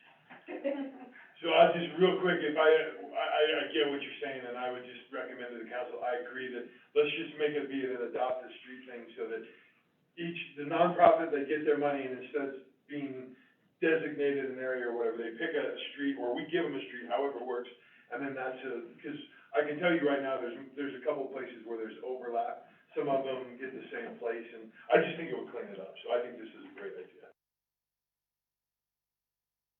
Makes it easier for everybody to know what they need to do, that's all. Is there any objection to just making that change? The issue is that your contracts, will go out should have gone out July 1st.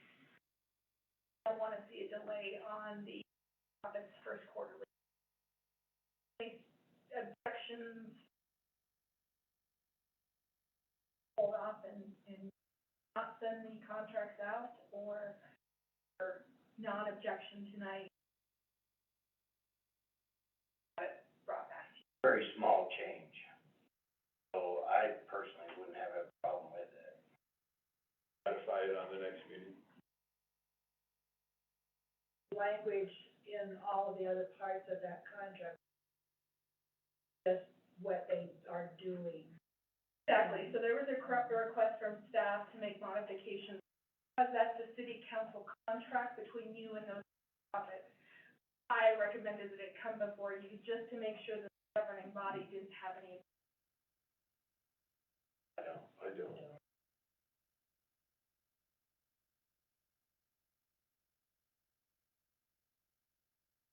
Thank you. Okay, next thing on the agenda is the next session.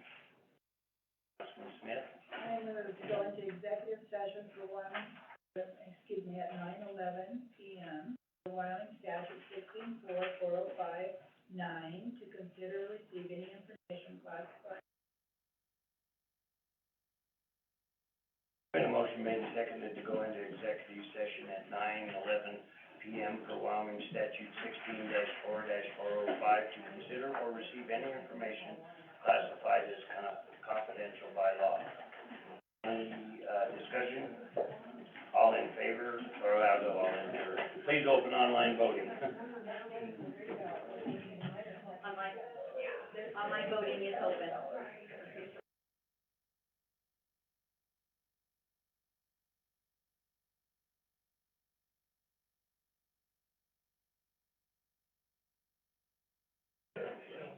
Online voting is now closed, the motion passes with 7 yeas.